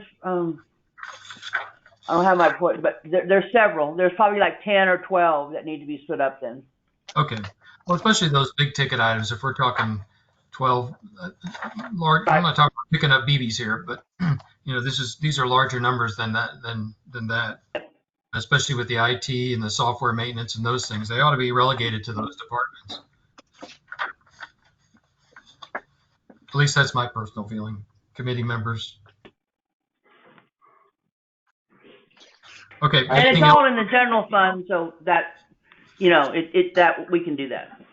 All right. Anything else in general? I mean, in admin?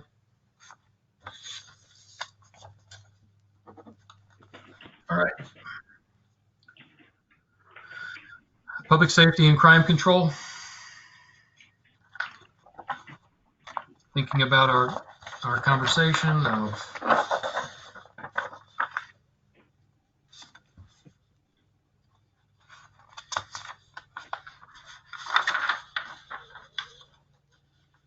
any items you want to revisit?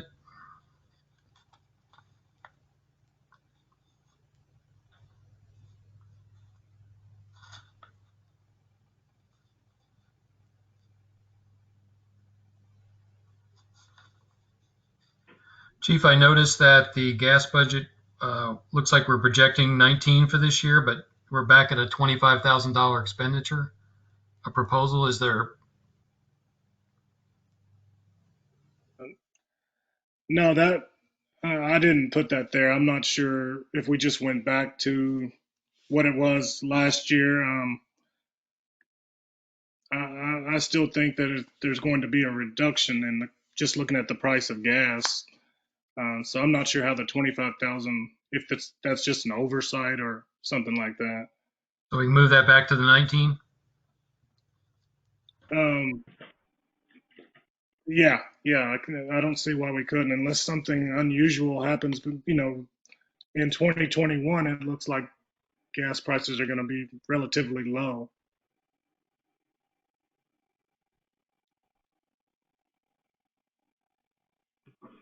Anything on there else, Lynn, that jumps out at you that's?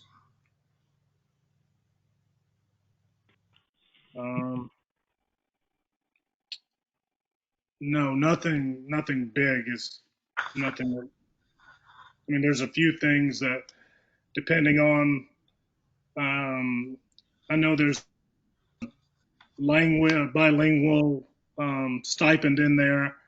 I believe I have 2 bilingual officers, but I haven't found the documentation on one of them. He's been here a while, and I believe he's bilingual, but that's line number, where is that?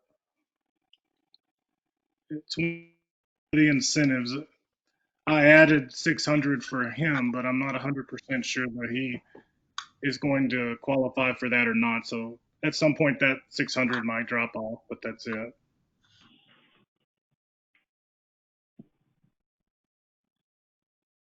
It's in the PD budget.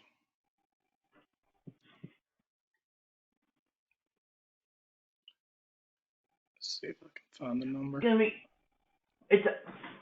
You have to move it up a little bit more. It's under bilingual incentive.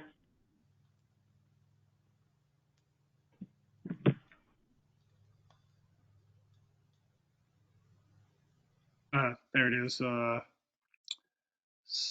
Is that 61? That's the only thing, Michael, that I see. That may come back down to 600. On line item 84, we're talking about liability insurance. And I'm just wondering, we budgeted 10.9 last year, but it looks like it's coming in at 7.8, but we're back at 10.9. And usually insurance premiums follow a pretty consistent trend. I mean, if you look at the past of that, it's been 8,700, 9,400, then we went to 10.9, then the actual is going to be 7,008, but we're budgeting 10.9 again.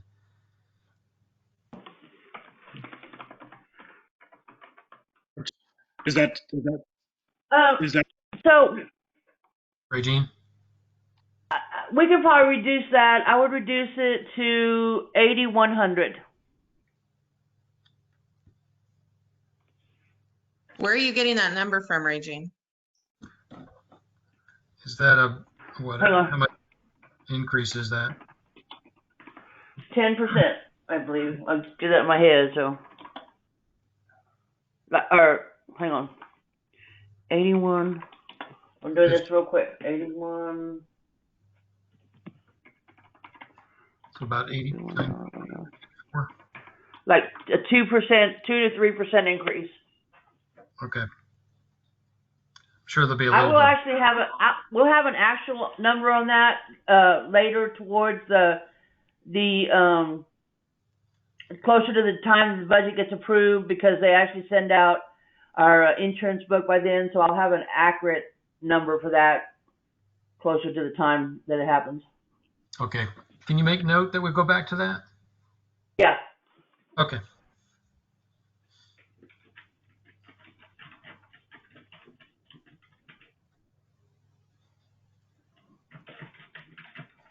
Okay. Anybody else? Mr. Chairman? Yeah, Mr. Chairman? Alfonso and then Mark. Yeah. You were looking at this moment expenditures from the police. So in expenditures from the police, I was looking the 5620 public safety, 2620. No. Where are you? 2625. And they say that it's electronics ticket writing equipment leasing, $6,840. I don't know if you saw that. If they will go to public safety account 5625,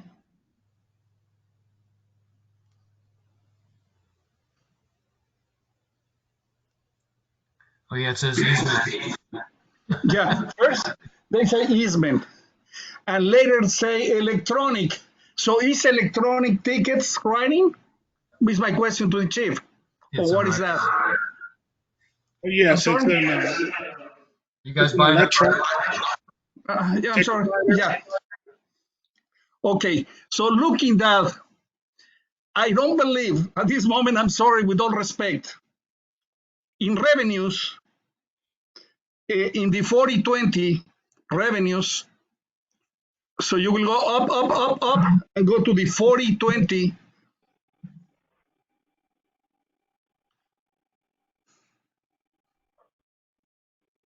We are looking in public, in court, in municipal court income 40/20.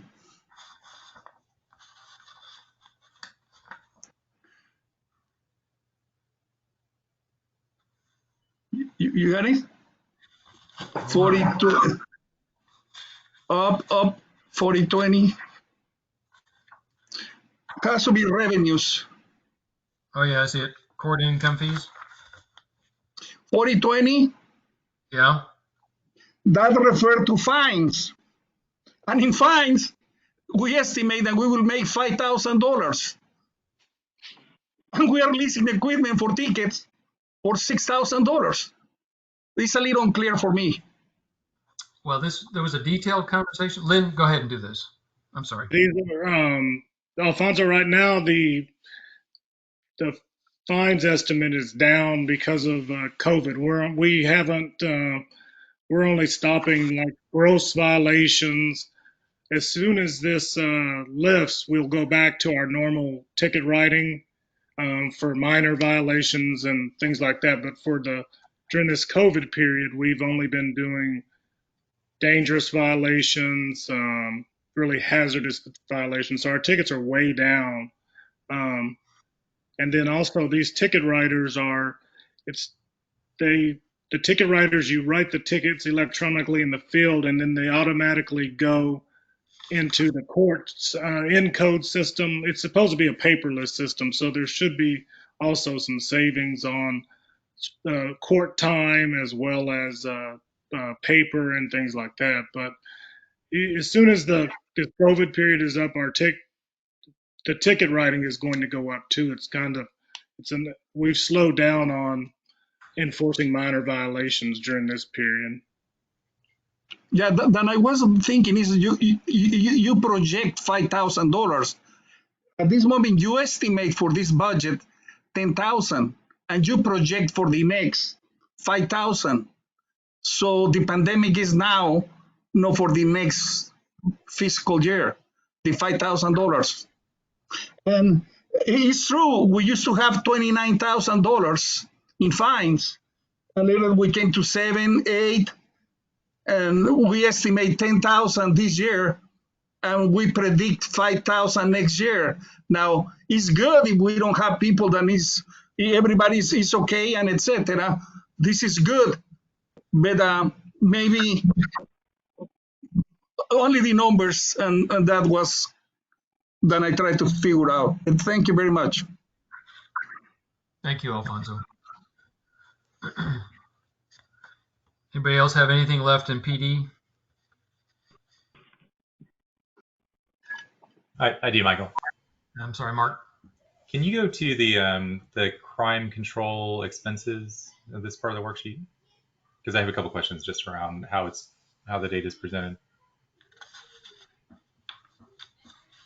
So this will lead to a second point, but under column S, can you explain those are projected actuals for the current year? So these are updated actuals based on what we expect to expend? Yes. So can you scroll down to, I can't see it on this screen, but if you scroll down to those expenses, like the big ones, the call share and the equipment acquisition. So are those expenses we're not going to be incurring this year, even though they were budgeted for? That's a good question, Chief. Um, Regine? the call share, we will be spending that this year. We spend that every year, and it goes up about 15% every year. And the equipment acquisition, no, we won't be spending. There's no new police programs this year. Okay, yeah, I see the note on that second line, but that first line should be part of our projection for this year then. Yes. Yeah, I believe that's just an oversight. That there should be a number there. The projected amount, which I think Toby just added. Is that the same thing for like the 800 megahertz operation and maintenance? Yes, those are going to be yearly fees. Okay, so I just wanted to make sure I had the right numbers, but one thing I wanted to point out that is evident when you look at the budget summary or the cover sheet that we got, and this is just a note, right? Right now, going back to that summary sheet, we have $127,000 in the crime control, or sorry, the crime control fund. No, wait, I'm sorry, the crime control, we have $171,000 right now. And our expected revenue is $300,000 based on our reduced projections. And if we reduce it further, then of course it'll be reduced more than that. Right now, we're planning on spending $422,000 out of the crime control fund. So we're dipping into our reserves for the crime control fund by this budget, right? And and we're dipping into it by, whatever that amount is. I guess the excess of 300,000 by the 422,000. So we're dipping into it by about 122,000. Is that accurate? Yes. Okay. So that's just a note for the committee that that's not a sustainable amount if our revenues, don't recover. So right now we're kind of holding our line saying, our revenues, if we adopt this budget, we're already dipping into our reserves for this particular fund. And it's worth pointing out, I think. Now that the police, haven't put together a budget that is reduced overall, right? And I think that they're kind of looking at overall, they did reduce from last year's budget, but we're kind of shifting the cost to this fund where next year we may have to shift them back to general, and that would expose, ongoing where the money comes from to pay for the PD expenses. Yeah, that's that conversation about we move stuff out of general funds into these might be taxables, right? I mean, it has to be replaced. If it doesn't get replaced, all that gets moved back to general fund. Is that your point? Yeah, exactly. And it's just in this case, it's not clear unless you look at this cover sheet. But we are essentially what the PD's budget is saying is we're going to have to cut into the reserves that we built up in the crime control fund to pay for operating expenses. Yeah.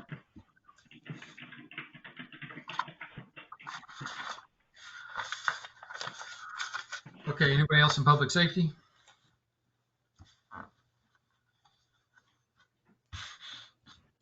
And crime control, we did want any cover on court? Anything to retreat on that?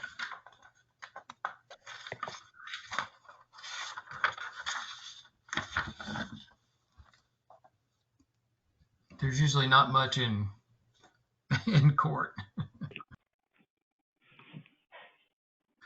Plus, Lynn, you'll need to make those adjustments for the things that Regine's going to pull out of general operations, the copier, office supplies, IT, and those other things. So that's going to add to your budget. Yes, that's all right.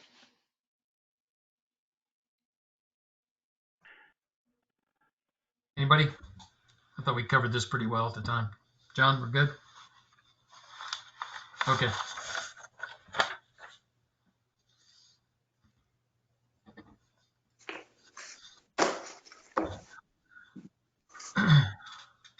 General government is not on the agenda. Sylvie, did you want us to?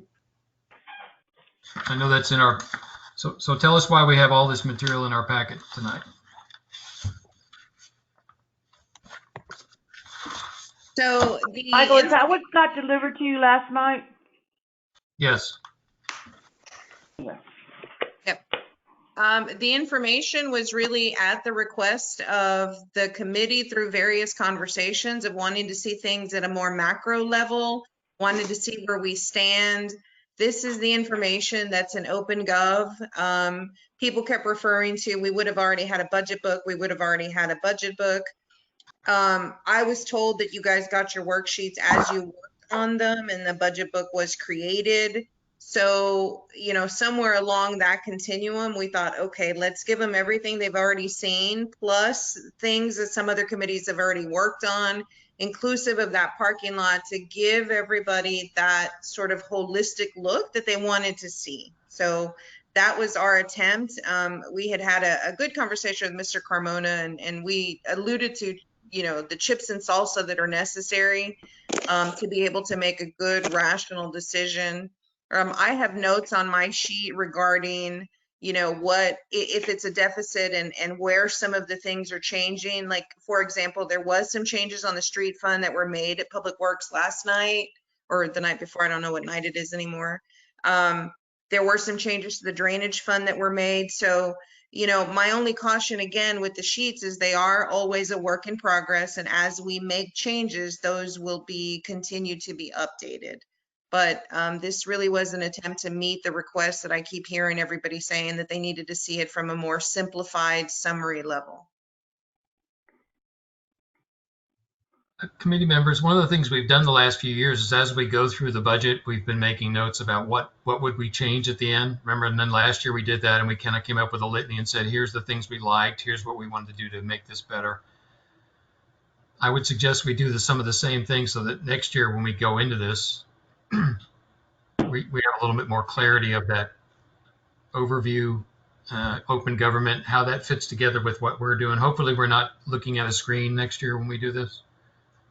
I think it's easier when we're in a room, but we're trying to meld the old system with the new system, and it's kind of not fitting real well. You know, we're having a really hard time.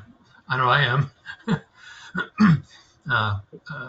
And so I've just been making some notes. So I would encourage you guys to do the same thing. So when we get to the end, maybe we can then meet again as a group and say, wow, here's what we liked.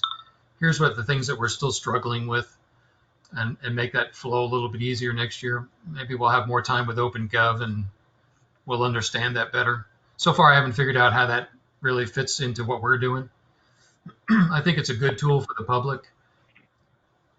And it looks cool, and it's a nice thing to, when we're going through this and crunching the numbers, it really, I'm having trouble figuring out how to make that work with us at the same time, or whether that's even possible. I don't know if that makes sense, but it is difficult in a virtual environment. I mean, it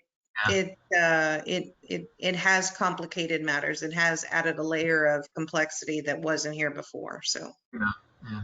And that converging with everything else is, I think it's made it tough just for us to feel. I don't feel cohesive. I don't feel like we're flowing well.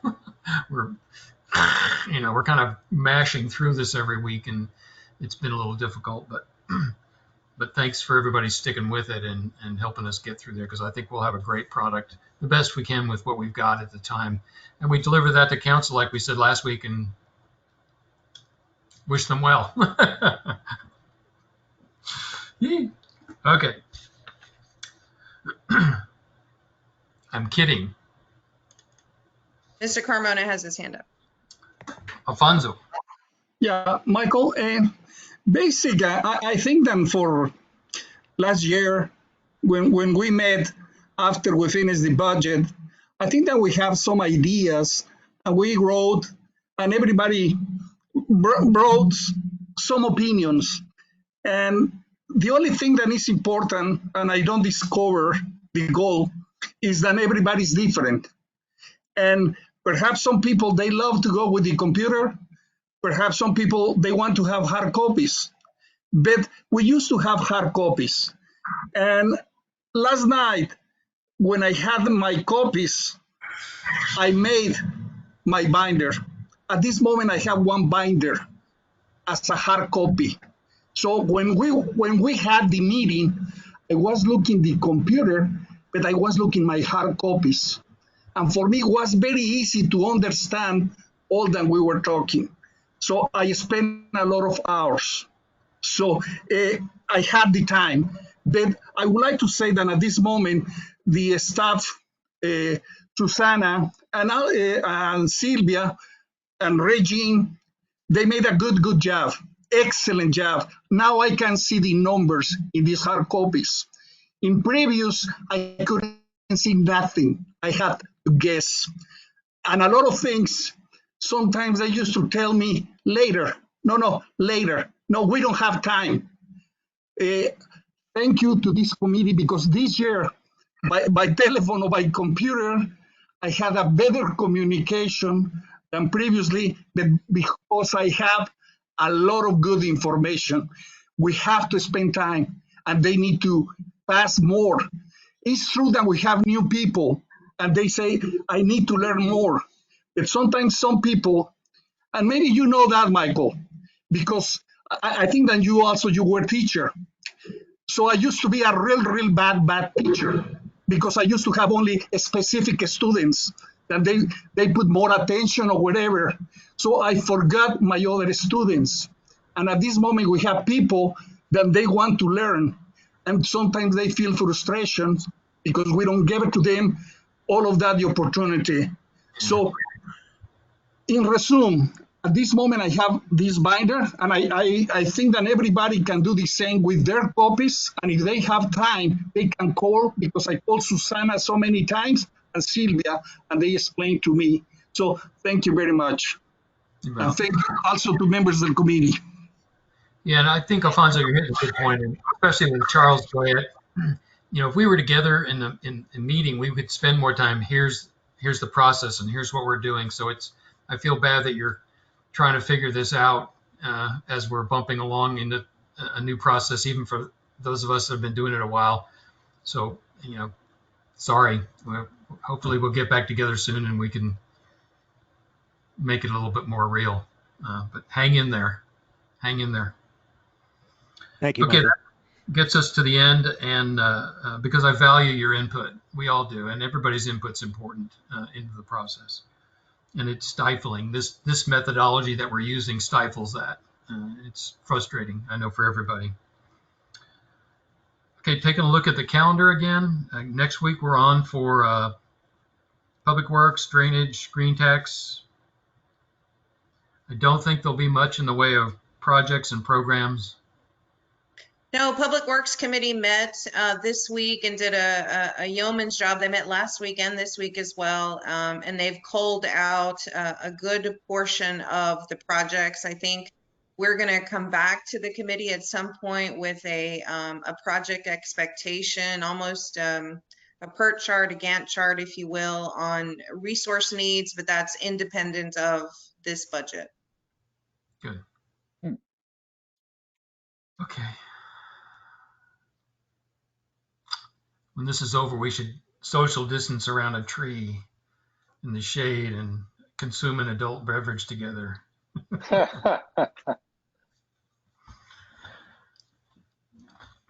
All right, that's how I feel. Anything else we need to cover, or anything else we need to have on next week's budget agenda that we've covered to date? Anybody need to go back for anything? There'll be that time. There's a couple dates at the end when we have some bring back items. Wanda, you good? I am. Okay. I would just one quick request is that it is helpful to have that cover sheet, and I don't know, maybe if it can be provided as part of, and just updated based on the latest changes we made. I just think it's a useful tool for us to reference as we go through the meetings. Absolutely. And just so the committee knows, the sheets are all linked. So when we make a change in one of the sheets, it automatically updates the summary page. That's great. Yeah, but in the summary page, though, is not something that we have available in OpenGov at this time, right? It actually is, but you have to go into each individual fund. So Right, at the very top of the budget itself is a summary. And then when you go into each individual fund, you should see the same numbers. Okay. Yeah, it's nice to have it all here where it's kind of consolidated. So I just request to have this sent out either electronically or a part of a physical packet if we keep getting those. We will. Yeah, the only difference between OpenGov and this is OpenGov doesn't have reserves in it. It just has current expenditures and revenues. And I can definitely send out a updated version whenever, like before we have each meeting for the next few weeks. Suzanne, don't be screaming. Excuse me, Michael. I said, go ahead, Charles. Perhaps an agenda item that actually explains this top sheet that everybody finds so important would be useful. Sorry for the sarcasm, but you know. And no, it's appropriate because those of us, we're just barreling ahead and we know what's in this. So why don't we do that? We'll take a few minutes the next time we get together and just kind of do a general overview of this for Charles and then the people that are attending our meetings. Remember way back when, one of the things that people expressed was just the confusion of figuring out what the heck we do. And perhaps we should hit the pause button here for a second and kind of and do some of that and give some clarity to people. I think that's a good point. How about you, Sylvia? Do that? We can most certainly do that. Good. I look forward to that. Anyone else? All right. Thank you, boys and girls. Somebody Thank you. should make a motion. Thank you, Mr. Chair. Is there a movement? A A motion to move? I'll make that motion. I've been up since 4:30 this morning. I'm kind of running out of gas. Second John's motion. All right, there's a motion and a second. All in favor, say good night. Good night. Good night, everyone. Good night. Bye. Good night, everyone. All right.